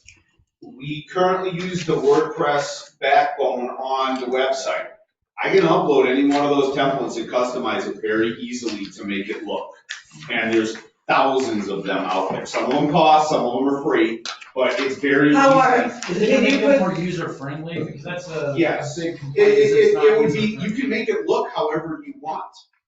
You can go online and look at the templates, and the templates will have a temporary website set up so you can click and see how the transitions are and everything. And some of them cost a couple $100, some of them are free. The ones that cost more have fancier features, but it's very easy to upload that right to the backbone and then just move our data over because it's already there. All we have to do is just change the format. It's simple. What about adding payments and everything? So we have payments already. We can do online payments. It's just It's very, PayGov. very clunky. PayGov, yeah, It's PayGov. not- Don't try and use it, it's a clunky, you gotta sit there and you're praying that you get the right department, it's a clunky website. Well, but if you go to like the court's website, there's a direct link right to the court. If you can get to it, that's the problem, is getting to The it. court to make like a fine payment, I'm talking about like my water payment. Same thing. Yeah, It's a you can do the clunky- same thing. You can pay right online.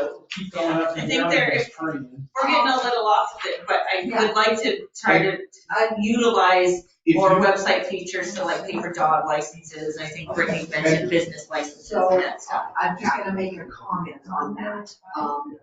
If you go out and you look, and if you want one with, more features, et cetera, but this isn't just strictly a general fund item, we can break the cost out over the funds. Okay, perfect.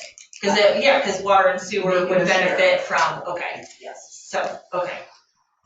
so keep that in mind. So WordPress, just Google it and you'll find thousands of templates out there. But maybe we can try to, come up with some funds to And- do those types. And I can actually backload, so if you come up with a template you like, I can backload that onto a private website. To try it out. So you can try it before we actually make it go live and we can use Wix. I mean, it's very simple. Because if there's a way to, incorporate more things, I think more people do their dog licenses or, whatever, or business license or whatever, and we could save on postage that way, Yeah. potentially.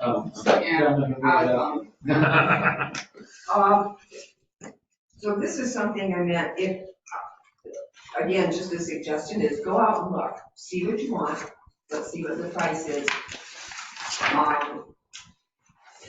We may be able to dig it out of other purchase services, et cetera, take a look at that when we have the price. If we can't, we can always do a budget amendment. Okay. Down the line. Sounds good. Yeah. Rather than doing the budget, now we should just put the money there. But we don't know how much we're looking at. You look what you're looking at. You could find one for $500. It would be easy, a template for $500 that you like, that would be easy to do and, no big deal. Do more than that. I don't know. Is PayGov the only pay option for? There's tons of pay options out there. I mean, there's thousands of credit card processing companies out there that do it. So we can change So on Brittany, that. look at which one you want. They are clunky, but I mean, seems official since it's called PayGov, but it is clunky. And we can take a look at that too, and that doesn't cost us anything, because we're going down business. Page 32 of expenditure budget to the ambulance operating fund, 5510, is that just for building up keeping? Oh, yeah. That's for, in case we have late bills coming in, which I've already had 2, that, they weren't paid. Okay. Stuff keeps creeping up here. Like what? So Give me an one was example. a back order that was ordered during COVID that they finally shipped, that never got canceled. The other one was the oxygen that was here. They lost a couple of cylinders and they kept charging us rental fees for them. So we just paid out what was left on the lost cylinders. I know one of them was in the bottom of Madison River because I was manager at the time when they lost that one. I couldn't tell you where the other ones went. But it just to pay it, be done with it, and clear that out. So I budgeted, also you're gonna see in there, There's insurance in there? there is, and that's because they were with us until May. And we Okay. had, so I charged out their portion of ambulance insurance to them. Yeah. I thought that was only fair. Yeah. You know, the funds were there, the operating supplies are, I mean, some of that has, we have expenditures on that already, like John said, a late shipment, the oxygen tanks. So the insurance and, also in the audit, and they'll be part of that audit up until the end of May, plus the auditors are gonna be looking at closeout items for them. So that's why I budgeted some money out of that one.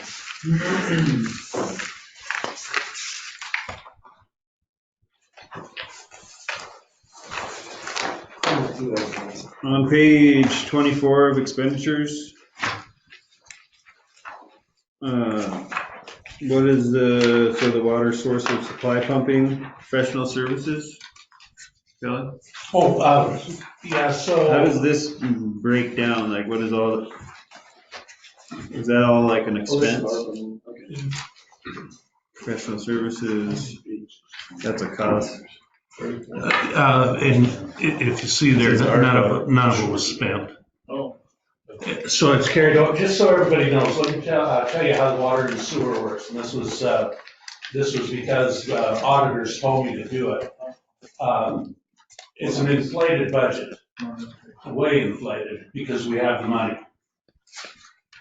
So those numbers are big. The other thing about water and sewer is it doesn't take very much to spend $100,000 on water and sewer.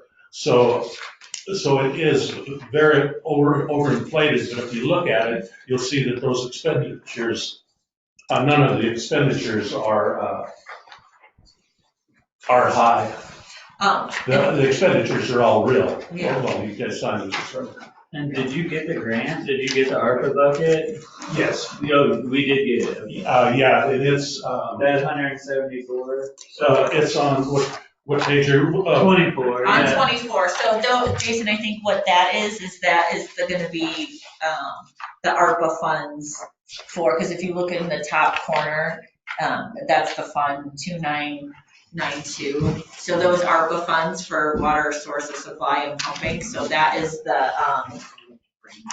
is that the well? Professional Kelly? services. Yeah, professional service, so that's the hydrological Study. and for development of a new well. Okay. So that is getting spent. Yes. On something. And then, so the one right above it, law enforcement, Yeah, so the ARPA. there's a 70,000 there, and then another 79,000 on another page. Do those go together? Yes. And that is an increase of 25 to 30% Year over year? year over year. So are you adding I'm adding, so I'm looking at adding with the ARPA funds, since it's money we normally don't have, I'm looking at adding a full-time officer with the understanding that if I can't come up with funding for the next fiscal year, meaning grants, that it may be reduced to part-time. Because I can't find a part-timer because I can't afford to send them to the academy because we have to pay them full-time. Yeah. So using this money, this allows me to get somebody hired, and we are told that if we use the ARPA money for law enforcement wages and salary, we will have a leg up on all federal grants because it shows that we used it for law enforcement and it will give us a better bump up on And the it's a cost. partnership deal. Yes. Yeah, okay. Yeah. Has there been any talk about, I know Blake mentioned, maybe it was last budget cycle, about with your designation at the school as the resource officer, potentially partnering with the school. And Casey and I have talked about it, and it's, with COVID and everything else that was going on, and with their meetings and everything, it got pushed to the back burner. Yeah. And it is still talks, and my suggestion was $5,000 a year for them out of that, which if you go anywhere else in the state, they basically split. Or actually anywhere else in the country, they 50-50 the law enforcement wages, including benefits, with the departments. And that would cover actually more than 50% of my time that I spend at the school. Okay, so how do we, That was an interlocal agreement that we were. That we're working on, yeah. so do we have a timeline for that? No. Okay. I guess Dino, did the school probably already passed their budget? Was there anything for? I'm deferring to Karen.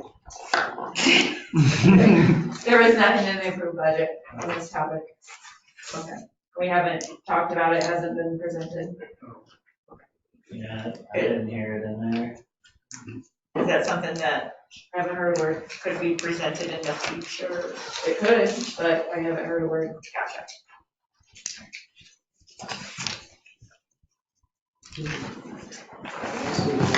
Have you already submitted to the ARPA from the bucket that got approved? Well, that's this money, that's bucket A, Yeah. this money from bucket A, that is the ARPA money, that's part of the money that I'm using, that I want to use for the other full-time person. Okay, yeah, because I remember when Kelly wrote it in, I actually was just going drawing the paper from the different buckets, A, B, and C, but I thought that you guys had to apply for that, and then it wasn't. Correct, so we get, no matter what, You we in that application. get half of bucket A. Now, everything else goes to Kelly, because that's infrastructure, water, and sewer. Okay. Bucket A, the feds, President Biden went out and made an announcement that they were going to allow it, because initially it wasn't allowed.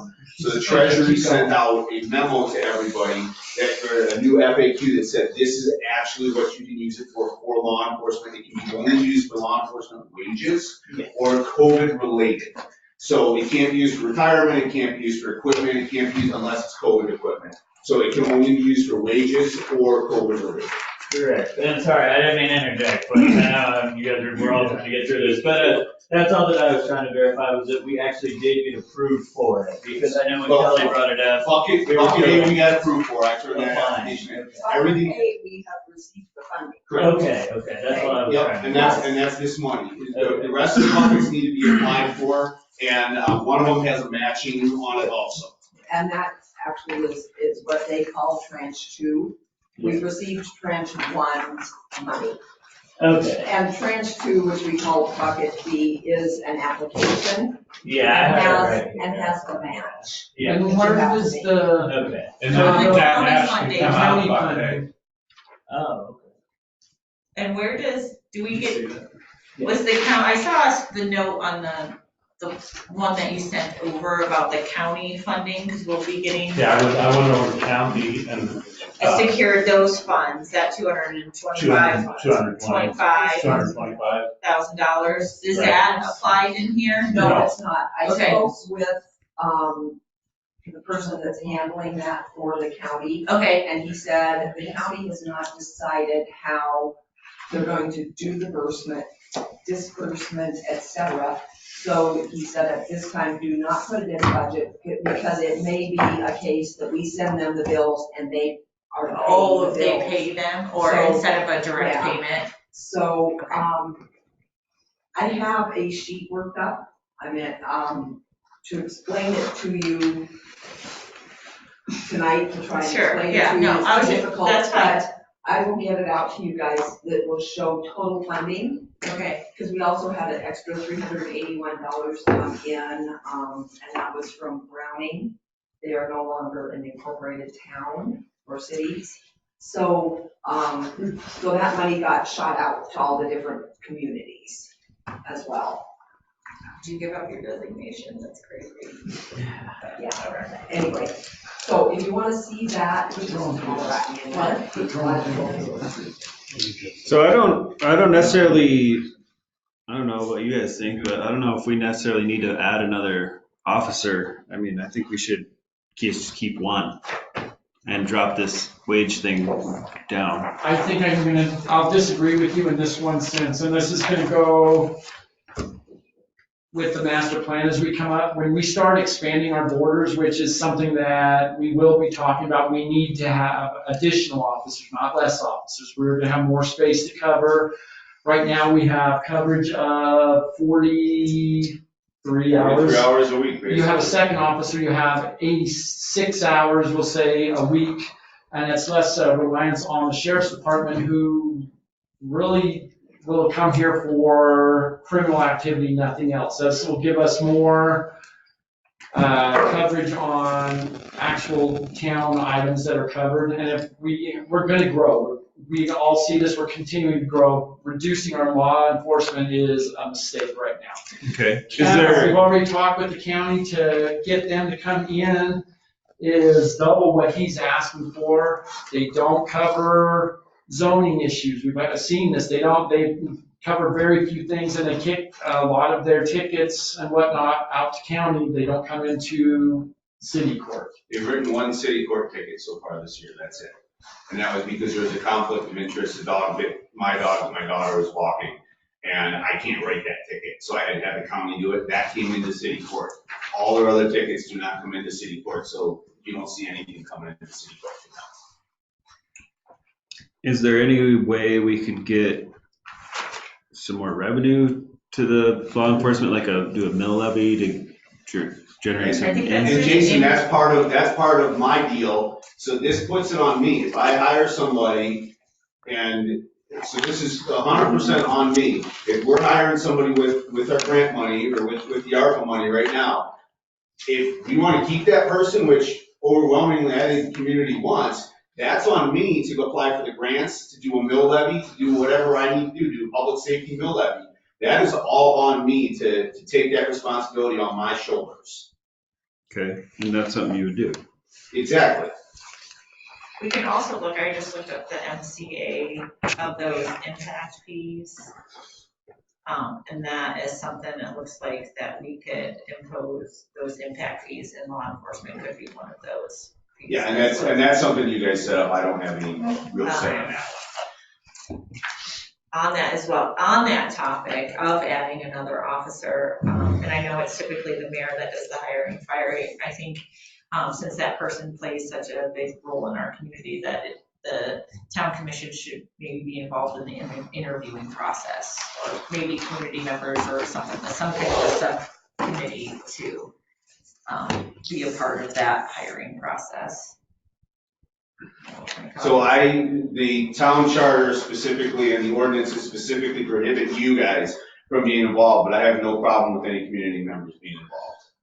And I think that where that comes into is if there is an issue with John or something that comes before you guys, if I'm not mistaken.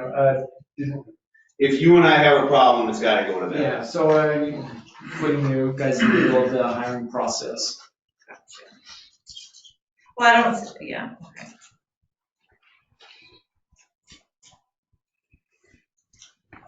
Who is our grant writer right now? Patty was, right? I've been doing all the grant stuff recently for all the ARPA and all the COVID stuff. I think you were getting ready to take the class on the grant.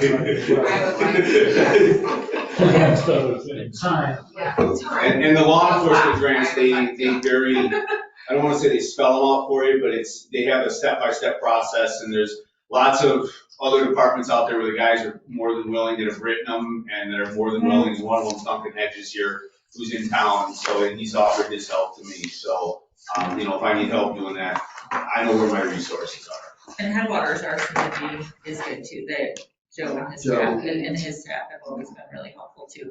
It would be helpful actually to benefit all the county if the county would hire a full-time grant writer. Ever since Barbie Durham passed away, well, she changed positions before she passed away, but they have not found her match. I will just say that. And that is something that the county could really benefit from as a whole, because it would benefit all the municipalities and all the office census areas as well. Other budget questions? Like page 11 on the expenditures, health insurance. I see a big reduction in that, but I also see a big add-on of my water and sewer. So what you've done is lowered it there and taken money from water and sewer. I don't think that's right. Health insurance is on page 11 and 12, because we get to levy permissive mills, and we are levying 138,834 in for health insurance. So has So, health yeah, insurance, but then, so go down to water transfers, you double that. You're taking 42,000 out of, extra, or 42,000 out of water and 42,000 out of sewer. Yeah, and it's based on wages, Kelly. Should we haven't had anybody, or we've been at half, This is for the next budget year. but I guess my question is if we do, how come there wasn't on the expenditure Because report? I need to look at it so I can say for sure. Sorry, on page 12, Okay. on the insurance, there wasn't any previous on actuals. So what is, I guess, more to the question, what is our insurance coverage? How much we spent previously? 'Cause under page 11. I see what where you're, yeah. So is it 103 plus 138? Yes. And then plus the 42? No. that's for health insurance. So it's, we're spending 241,000. We added, 41 this year. I mean, we basically added another full-time employee in Brittany. Okay. And her main thing is utility billing, so her wages, her percentage of wages is high coming out of water and Yeah. sewer. Sure. Yeah, Okay. she's taking it from me. But did you hear that That's explanation? transfer out of water. So I guess, So it's how easy to make it. many employees, full-time employees do we have now with health insurance? We have let me count, 1, 2, 3, 4, 5, 6, 7, 8, 9, 10. But I have to anticipate another one coming in to Public Works. Okay. So at $241,000, we're paying roughly $2,000 a month for each employee.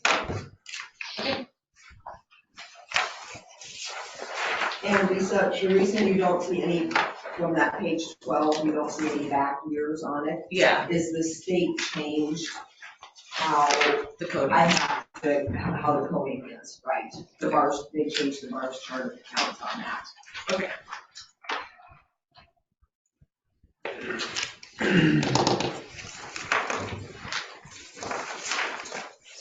Do you want me to comment on my expenditure changes? Yes. Okay. So I sent Ginger a very late change. What page are you on? So I am on page 7 of 34. So I can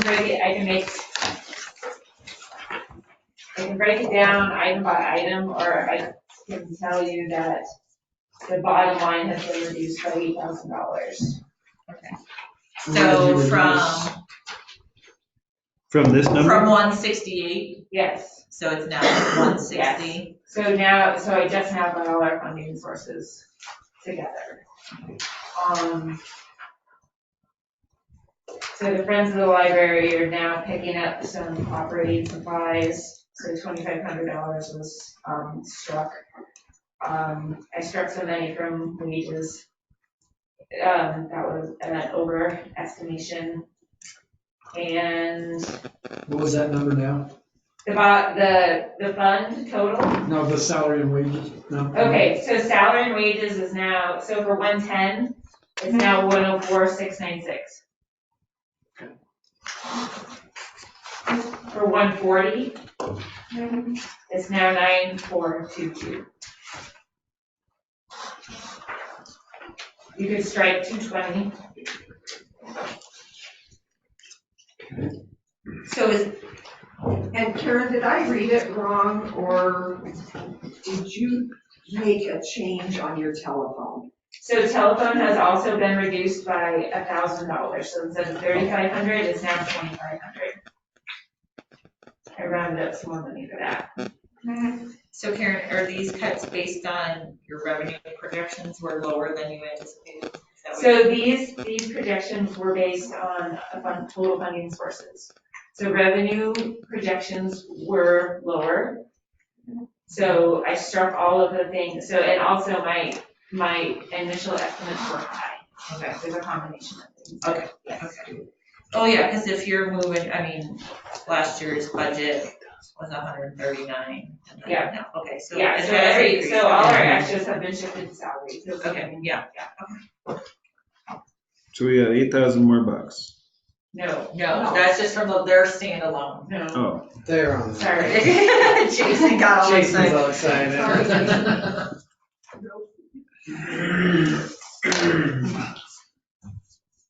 No, but we need to find more money to Karen. Take into consideration, guys, you're working right now on like the zoning fees. through business That's gonna be more revenue. And yes, and I did not anticipate. Project any of Okay. Our marijuana So- tax.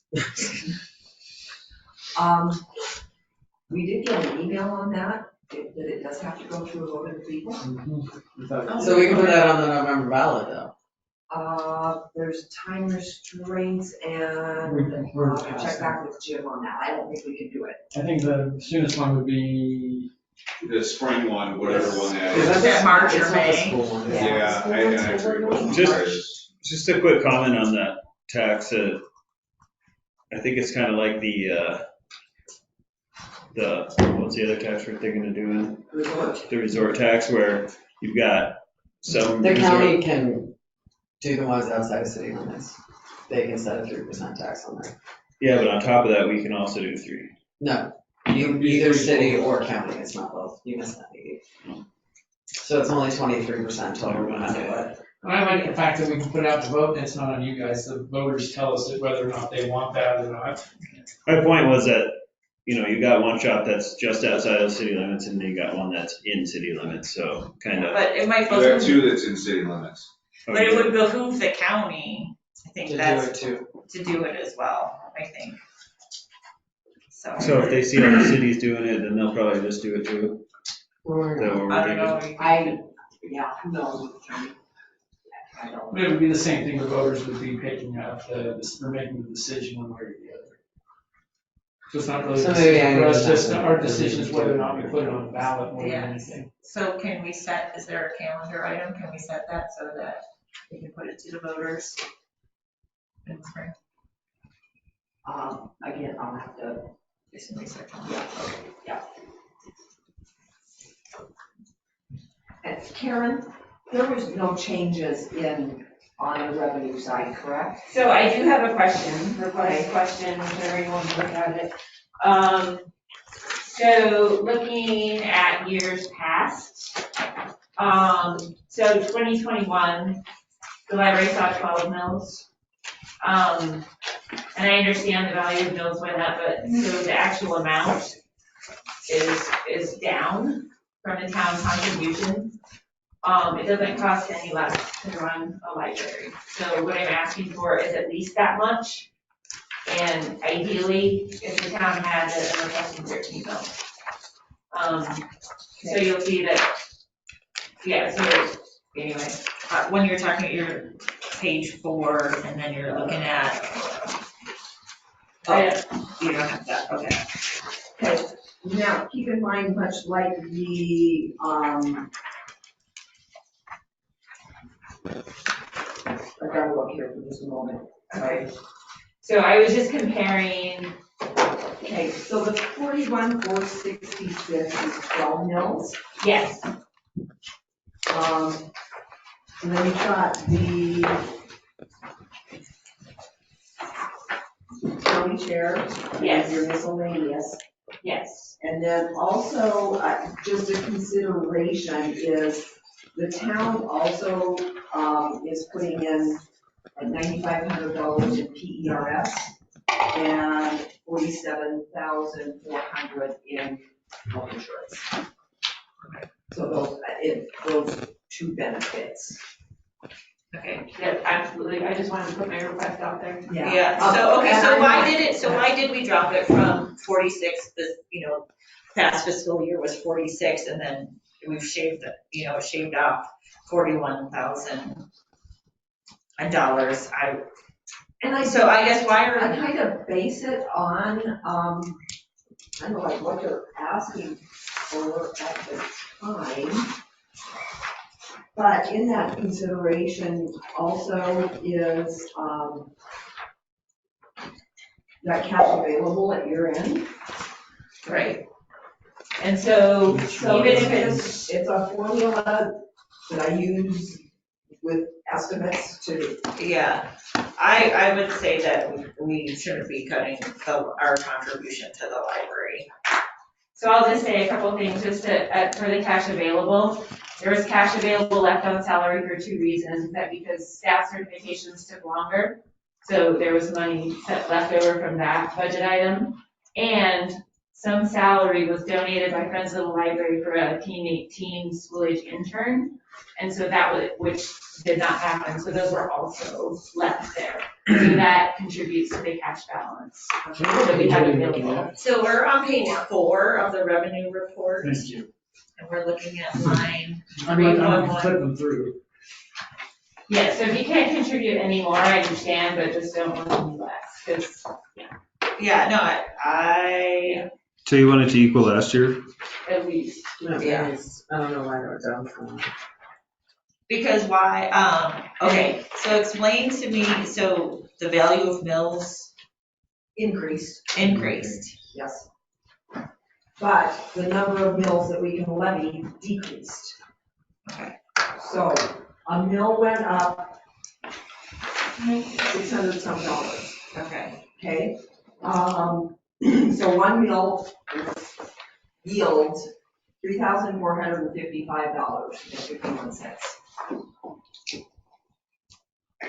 Last year, I would have to grab last year. I have the number, if you want, what the library got last year. Total mills that we levied, were like 116 or more. Why do they go down?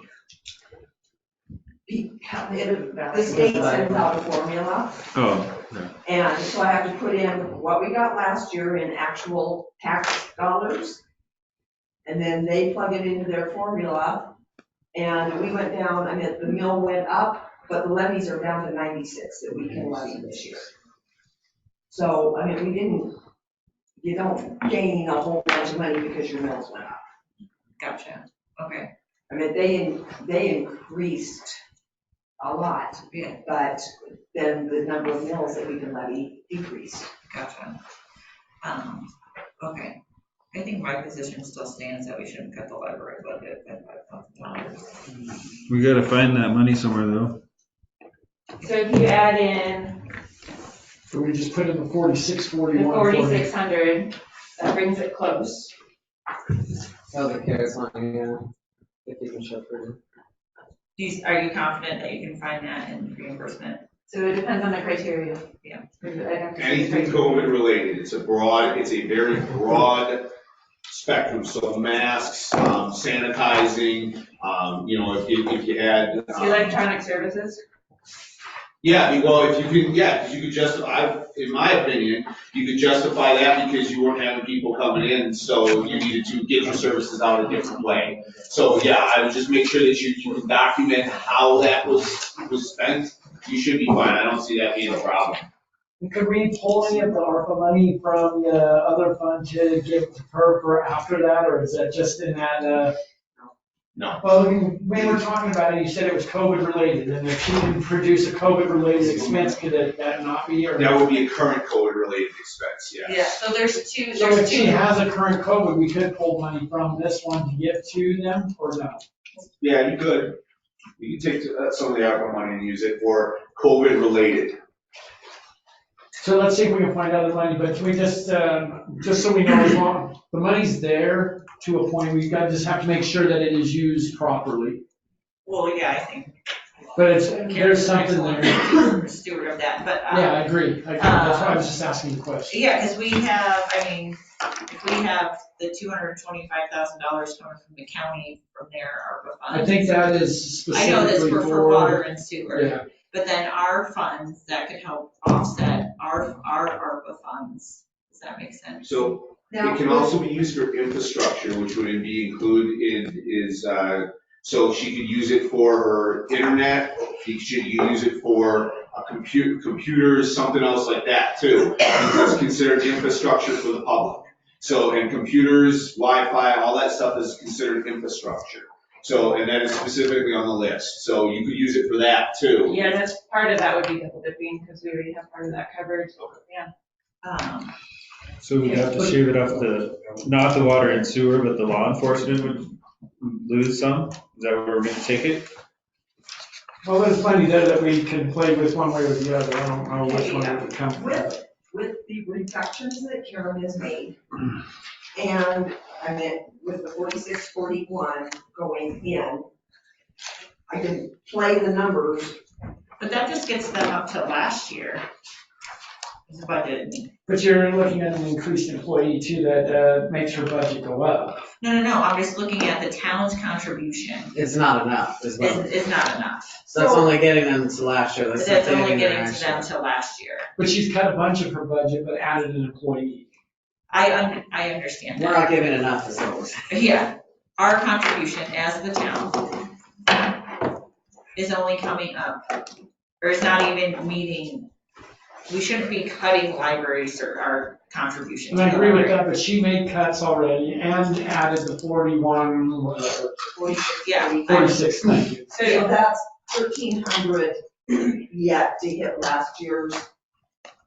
Yeah. So just to be clear, so just so you guys know, this budget covers salary and facilities. Everything else is Yeah, so that's not. fundraised, source, grant written. Exactly, so books, whatever, that does not get paid for by the town nor the county, that is all fundraised. And I think I think I can do it.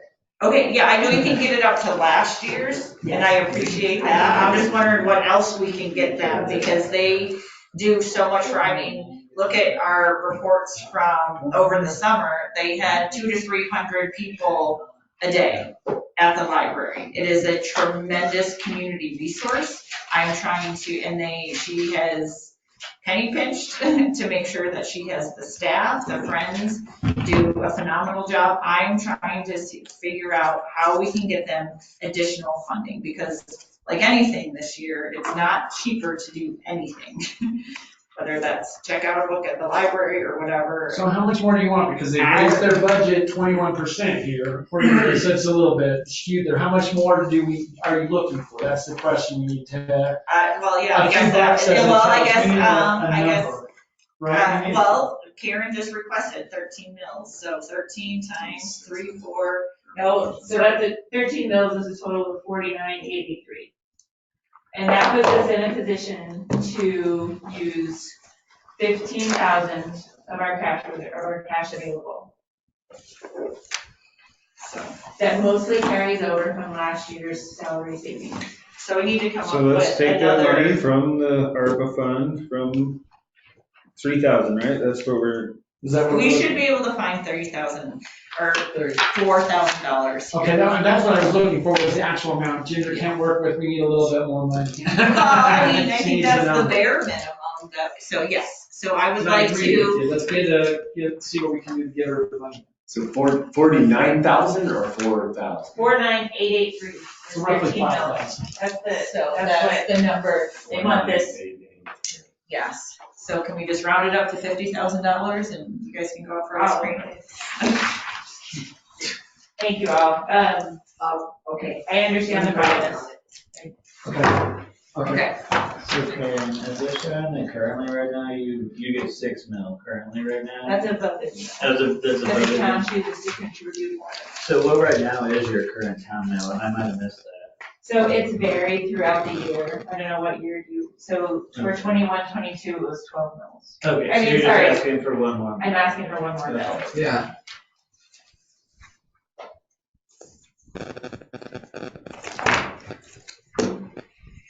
And I'm happy to provide figures, work with you, however that needs to happen. General started working it now. Okay. And you're doing an incredible job, so I don't have a problem with that, we just need to make sure we have. No, I completely understand. Thank you. I appreciate it.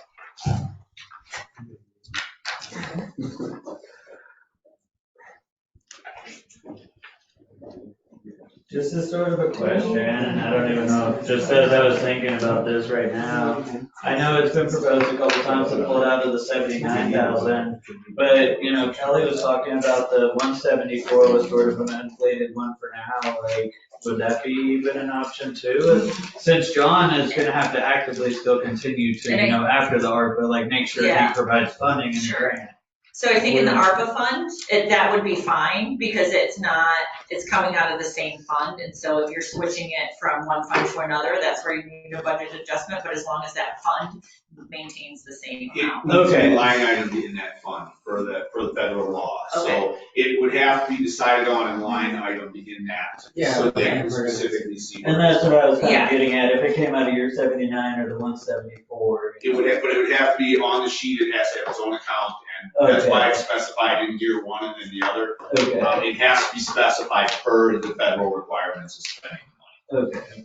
So Ginger will start looking for it, that way if she can't find it, I guess then we go to the ARPA at that point, if she can't find, the money that way.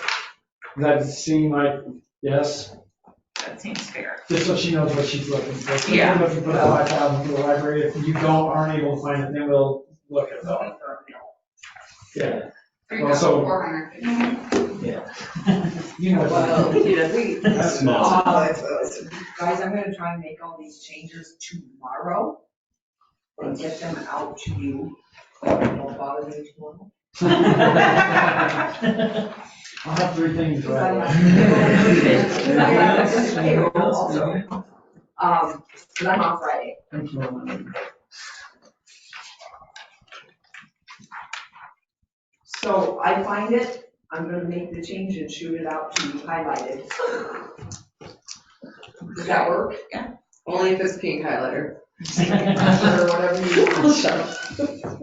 And while we're still looking along, we need to have this, adopted by the 2nd. Thank you. I was gonna say the 3rd just to mess with her. But the 2nd, so, Quick meeting. yes. Probably a morning meeting. It's the only morning meeting I get all year. And you guys can appear virtually, it's so, as long as you can talk and vote and we can see it, you can appear virtually. So if it's inconvenient for you to be here in the morning, you can just appear on the computer.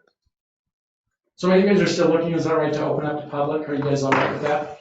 Or do you have, Do you have to be seen? You don't know my voice if I usually put an AirPod in and work. There was a challenge made by a citizen in a municipality, I want to say it was Cup Bank, but I'm not 100% sure, regarding being able to vote, and the accusation was that it was that it wasn't the person that was the town official that was actually doing the voting, it was somebody related to it, the same household. It didn't go anywhere, however, the suggestion came strongly down from the state that said you need to be able to see your elected officials if they're voting by video. So you can't have your daughter vote for you? You don't want to see my house next. You'll be at work in anyway. I know. 10 o'clock, that's usually. I go there at 7. So I'm usually like 3 not bad. Corey's not up by Corey's at yoga, that's I was gonna say Corey's at yoga. Corey's at yoga, you don't know. I see them leave yoga. Lisa, I'll still take more from you if you have some. I'm gonna open it up to public just in case, as you're looking, anyone have any public comment or questions or I just had one, I just voiced most of them, but, the one I would just consider, I know multiple times it was said tonight, like, if we did need to pull money from somewhere, it was gonna come out of the police, and, I know the community's voiced it a lot, just with the growth that we're looking at and stuff, like, I personally think that John Moore's invaluable, however we can, help with that, get him another, losing Ashland was hard on him, but getting him a full-time instead of a part-time, and as he voiced, his concern of, even if he gets the ARPA money, he's still gotta go from there and secure a grant or something, for future funding to continue funding, so I would just like to have that at least out there on record and I know Blake was obviously advocated for that also, but I just personally think that if there's anywhere else we can find that even fundraising stuff, that John's one of the last ones, so we probably should be pulling from. His budget increases by 120%, or by 25%, 25 to 30%. So we're not cutting anything from him. We're not cutting anything from. We're not law cutting it, but enforcement. we're also. But I think we need for it to grow, just the same way with the ambulance, that's The a last great thing thing. I mean, Jason we're looking. said too was just ARPA money, like, Yeah. you put more in Tom's and. It's just fluctuate, it wouldn't be cutting his budget, it would be fluctuating where those ARPA funds come from. Yeah, no, I think just increasing public services in general is great, like the ambulance is a great idea, and how we're, raising money, and Corey raised money and stuff for 4x4 ambulance, and we're, have more staff now, 24/7 coverage, I mean, just increasing public services in general infrastructure. I personally would just like to put it out there, I think that that's something that, for looking forward, that we need to constantly, keep our eyes on and this. Yeah, I think that's a great idea too. I just look at it from a budget standpoint and I'm like, we're spending this money and we can get money as revenue. We need to, pursue those avenues. And we also have to be cognizant of Ennis's town's limits are really small. And so we end up subsidizing because of those public services, like John's jurisdiction goes outside of town limits. And so, and the library services outside of town limits. And those services,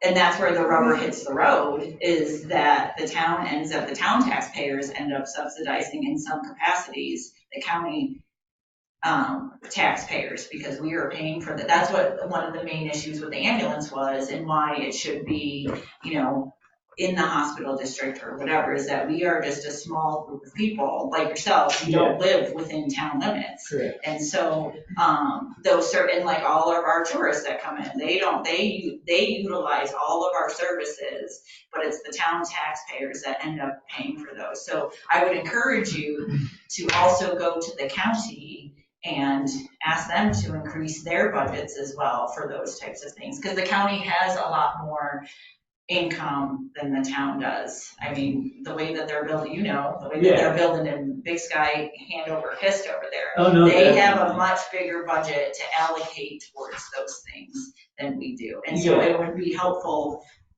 for us to work together with them to increase the services, just like, we did with the ambulance and, and those types of things. So, Yeah, correct. And so they did increase Madison County Sheriff's budget with another, I thought we got it a couple of years ago, or last year. Yeah, another 2. And then I know that was a good example of Big Sky that you just brought up, because I know Corey's mentioned the resort tax board, which isn't, a huge thing. And then the marijuana tax too is also an option for more revenue, but the resort tax board, for instance, this year, like one of the top line items on where that almost $8 million they raised in Big Sky this last year went to was Gallatin County Sheriff's Fire Department, and, I think Gallatin Search and Rescue got. I think that's how West Yellowstone has it, the big $100,000 police of it. department is the resort tax. We could do daycare, we do a lot of things with that money, nobody wants to do it. Or the weed tax would be the same thing. It won't be tons of money with 2 shops, I don't think. You don't? I don't, I pay tax in Virginia City on that shop. Yeah. 4%, they did raise it. It's not. Oh, they raised it too. I knew. Last year, the year before, they raised it. The resort tax in Virginia City. went up to 4. Yeah, because that was But 96%. it's not tons of money. Yes, yeah. Okay. It would be money, but not. I like the idea of putting a mill levy on the ballot, because then the people of town can choose, Yeah. Oh, do we want the police department to be bigger? Maybe we want to build a police department, we can do all that stuff through mills, and the people can decide if that's what they want to do, then I'm all for it. Yeah, I think that's a great idea. I just wanted to voice, that was the only thing I had. Do you have anything else, or, okay, any other public comment? Okay. Most of these are just clarifications, they all are. So page 3 of expenditures. 25,875 for on-site for salaries and wages. Do I understand correctly that I should add $70,216 to that? Yes. In, Yes, just the look at bottom apples line. to apples? Yeah. Okay. 79,346. 79, 79,346. But that might go down now if we take some of the Okay, money. gotcha. Well, I think she's working on it, so she'll adjust this.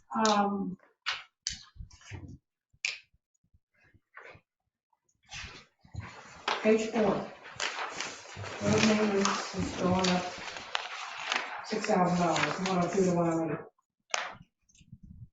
And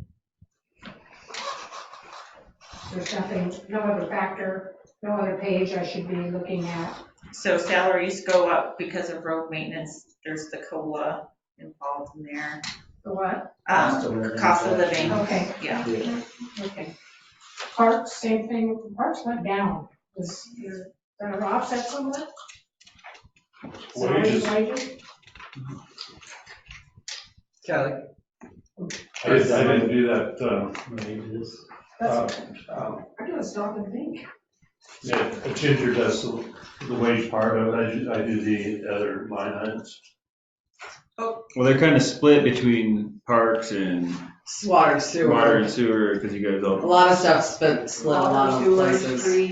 Oh, I did have I'm gonna check on that. Okay. You know what, now that you bring that up, Maria, I did have a question, Kelly, on the rest area and why it cost this, it went up from like $9,000 to $13,000 this past fiscal year. Because we were having it cleaned twice a day during the COVID. Oh, okay, so we were able to offset that money with CARES money? I thought the state paid more. The state pays, State paid whatever I got 10,000. in there, so the state pays, Okay. 9,000 a little in that area. Okay, okay, thank you for that explanation.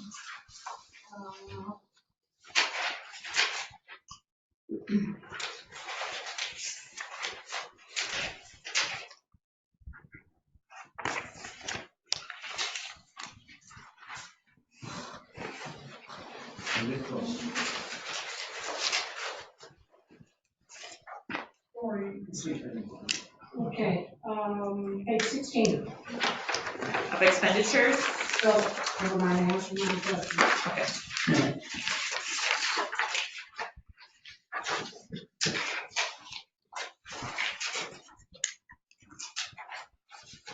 Page 24. Of that 254,000, ARPA is, pays for all that. Yes, that's the allocation that we've already received.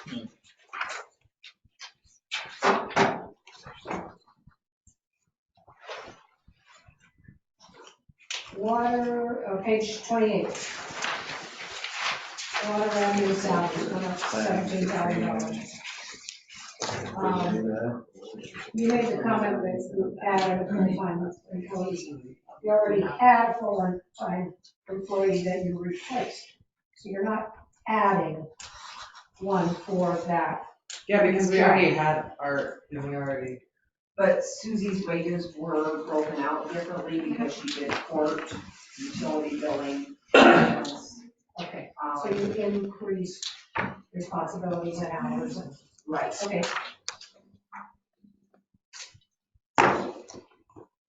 And still on page 28, water source of supply and pumping, blah, blah, blah.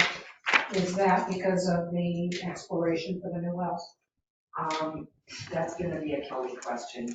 I mean, 300,000. Yeah, and like I said earlier, though, because we have a lot of cash reserved in water and sewer, the budget is actually inflated, so I want to make those numbers big, so when we do a project, we don't have to do a budget amendment.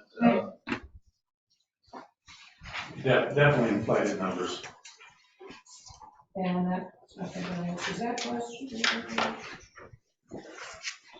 And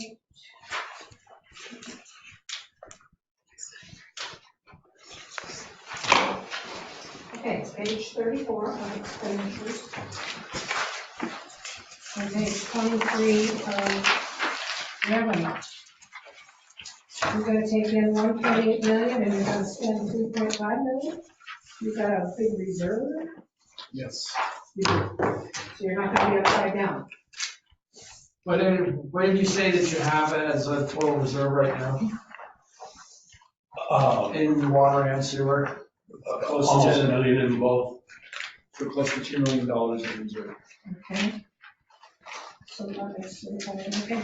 And like he was saying, all those numbers are way inflated, so. So it'd probably be closer to the 265. You really do have the money to get to count. Yeah, right. But we can't take it from water and sewer. Water and sewer is separate. Somebody needs to. We'll just borrow it from you. We'll figure out a way, Kelly. Kelly. Stealing all Kelly's money.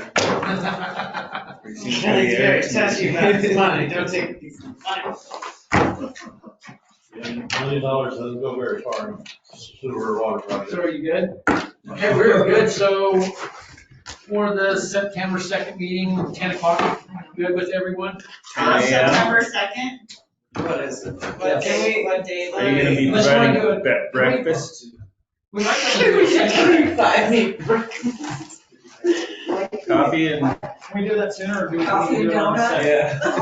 That's a Thursday morning. Friday, I'll be here Monday, We need to do it on the 2nd. It's Tuesday, the first or the second then. The first. So I have a dentist appointment that morning, so you guys can. What about afternoons and stuff? It doesn't matter. Yeah, whatever you guys. We're gonna do it the morning of the 2nd at 10 o'clock. Who's got objections? I'm at the dentist and I won't The be able to call second? in. You can come in. No, I Sit can't. in that chair. The second. That is where my public service is at. We done by 1 o'clock. Wednesday? It's a Thursday. The second is a Thursday, the first is Wednesday. No, I have to leave. No, because I have to get my kids to, 8:30. no, because I have to leave at 8:30 to drive to the It's dentist. a fine meeting. So how about the first, Greg, which is It's the Wednesday? first. We're gonna do the What's second. the second? Oh, Lord, okay, whatever. Oh my God, 10 a.m. Right? The second at 10 a.m. Yes. I will have. Are you gonna send me a zip, go to meeting link though? Voted meeting will be up for the meeting. It'll be the public meeting that you find right on the website, but I can make sure it gets out. Any one of the old ones I can just click on now, probably, right?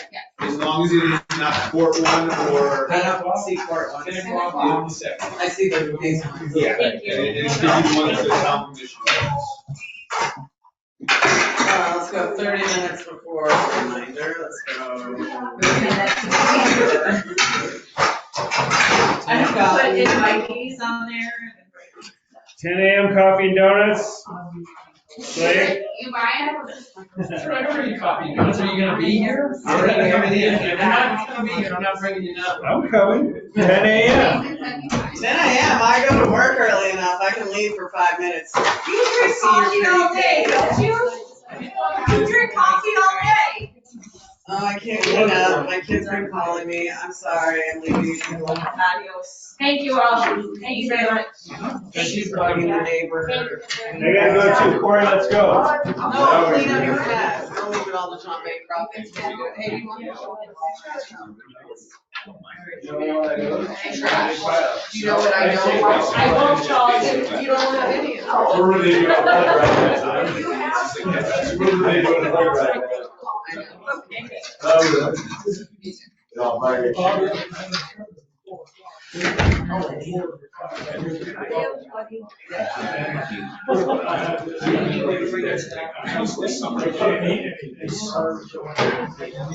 Have a good night. I'll be back.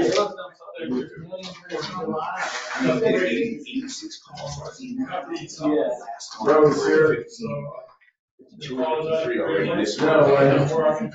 That's cool. Good work. I appreciate it. You're braver than I am. All right, have a good one. Thank you all. See you later. Bye, Trevor.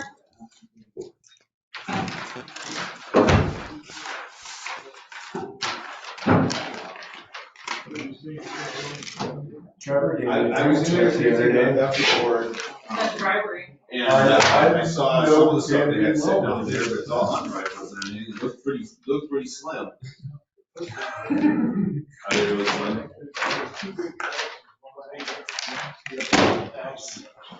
That what Rob's been picking up, is that what Rob's, whatever else? Yeah, I talked to him the other day. Making a motion and all that stuff. I guarantee you, I just want to say it. There's no way. Hey, did you want to borrow my book? Robert's Rules of Order? That gun and then she returned it. In brief. Not for dummies, but in brief. No, it's okay. Probably should. You know what? I need to put this I'm gonna go, are you gonna do the training that those guys are doing on the outside?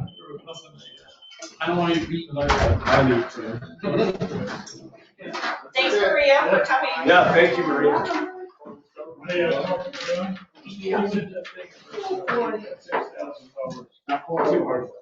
Okay. For one that he said that would be about 6'5". Thank God Alex is here. And You did a great job.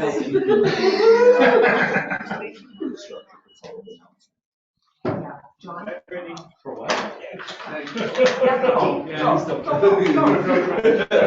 I'll go put this away, and that'll give you a chance to go. As I understand.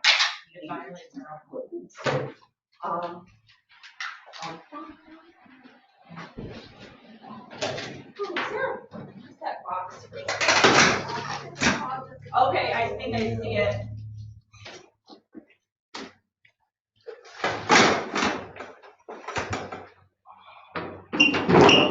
John only donated two pints or no? How much, 2 units? Is that what you donated? What? 2 platelets. Oh, platelets? Yeah. Wow. 2 pints. Woo. Okay, let's go. And then they shoot it back into you, right? Platelet home so we can go to bed. Oh, I think it comes this way. I don't think they meet. I think this one comes this way. Thank you, guys. Night, guys. Good night. We're on taxi service, so I gotta get him home before he falls. Yeah. Where's this thing go with that? Yeah, sorry, I got my taxi here.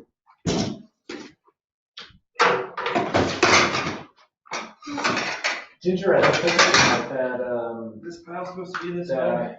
that agenda. Big pile.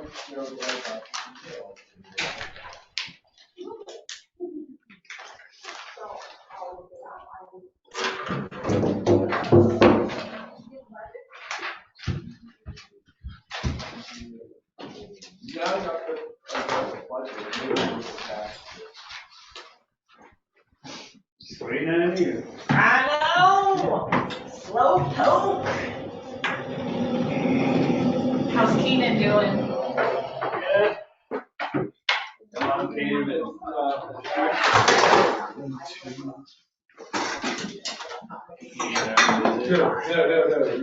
Nice. Good. Good. You gonna embark on a real estate career? Good to see you, John. I suppose your baby's home and it's not to speak. On the plates, just. Yeah. Home is mine. trying to figure out Water. We had water. what school to use. Oh. You realize pretty much you just gotta do it online. There didn't. Where you just. I mean, you you could go. saw I mean, some you could. kind of I concentrate. Some people are, So what happened? they was- need I learn started better. first. What happened was, I did it since the sound online. card not responding, And that's just because I'm plugged in, Because I like, so you lost the connection. But at night, you know, the Yeah. last thing you want to read is First, like.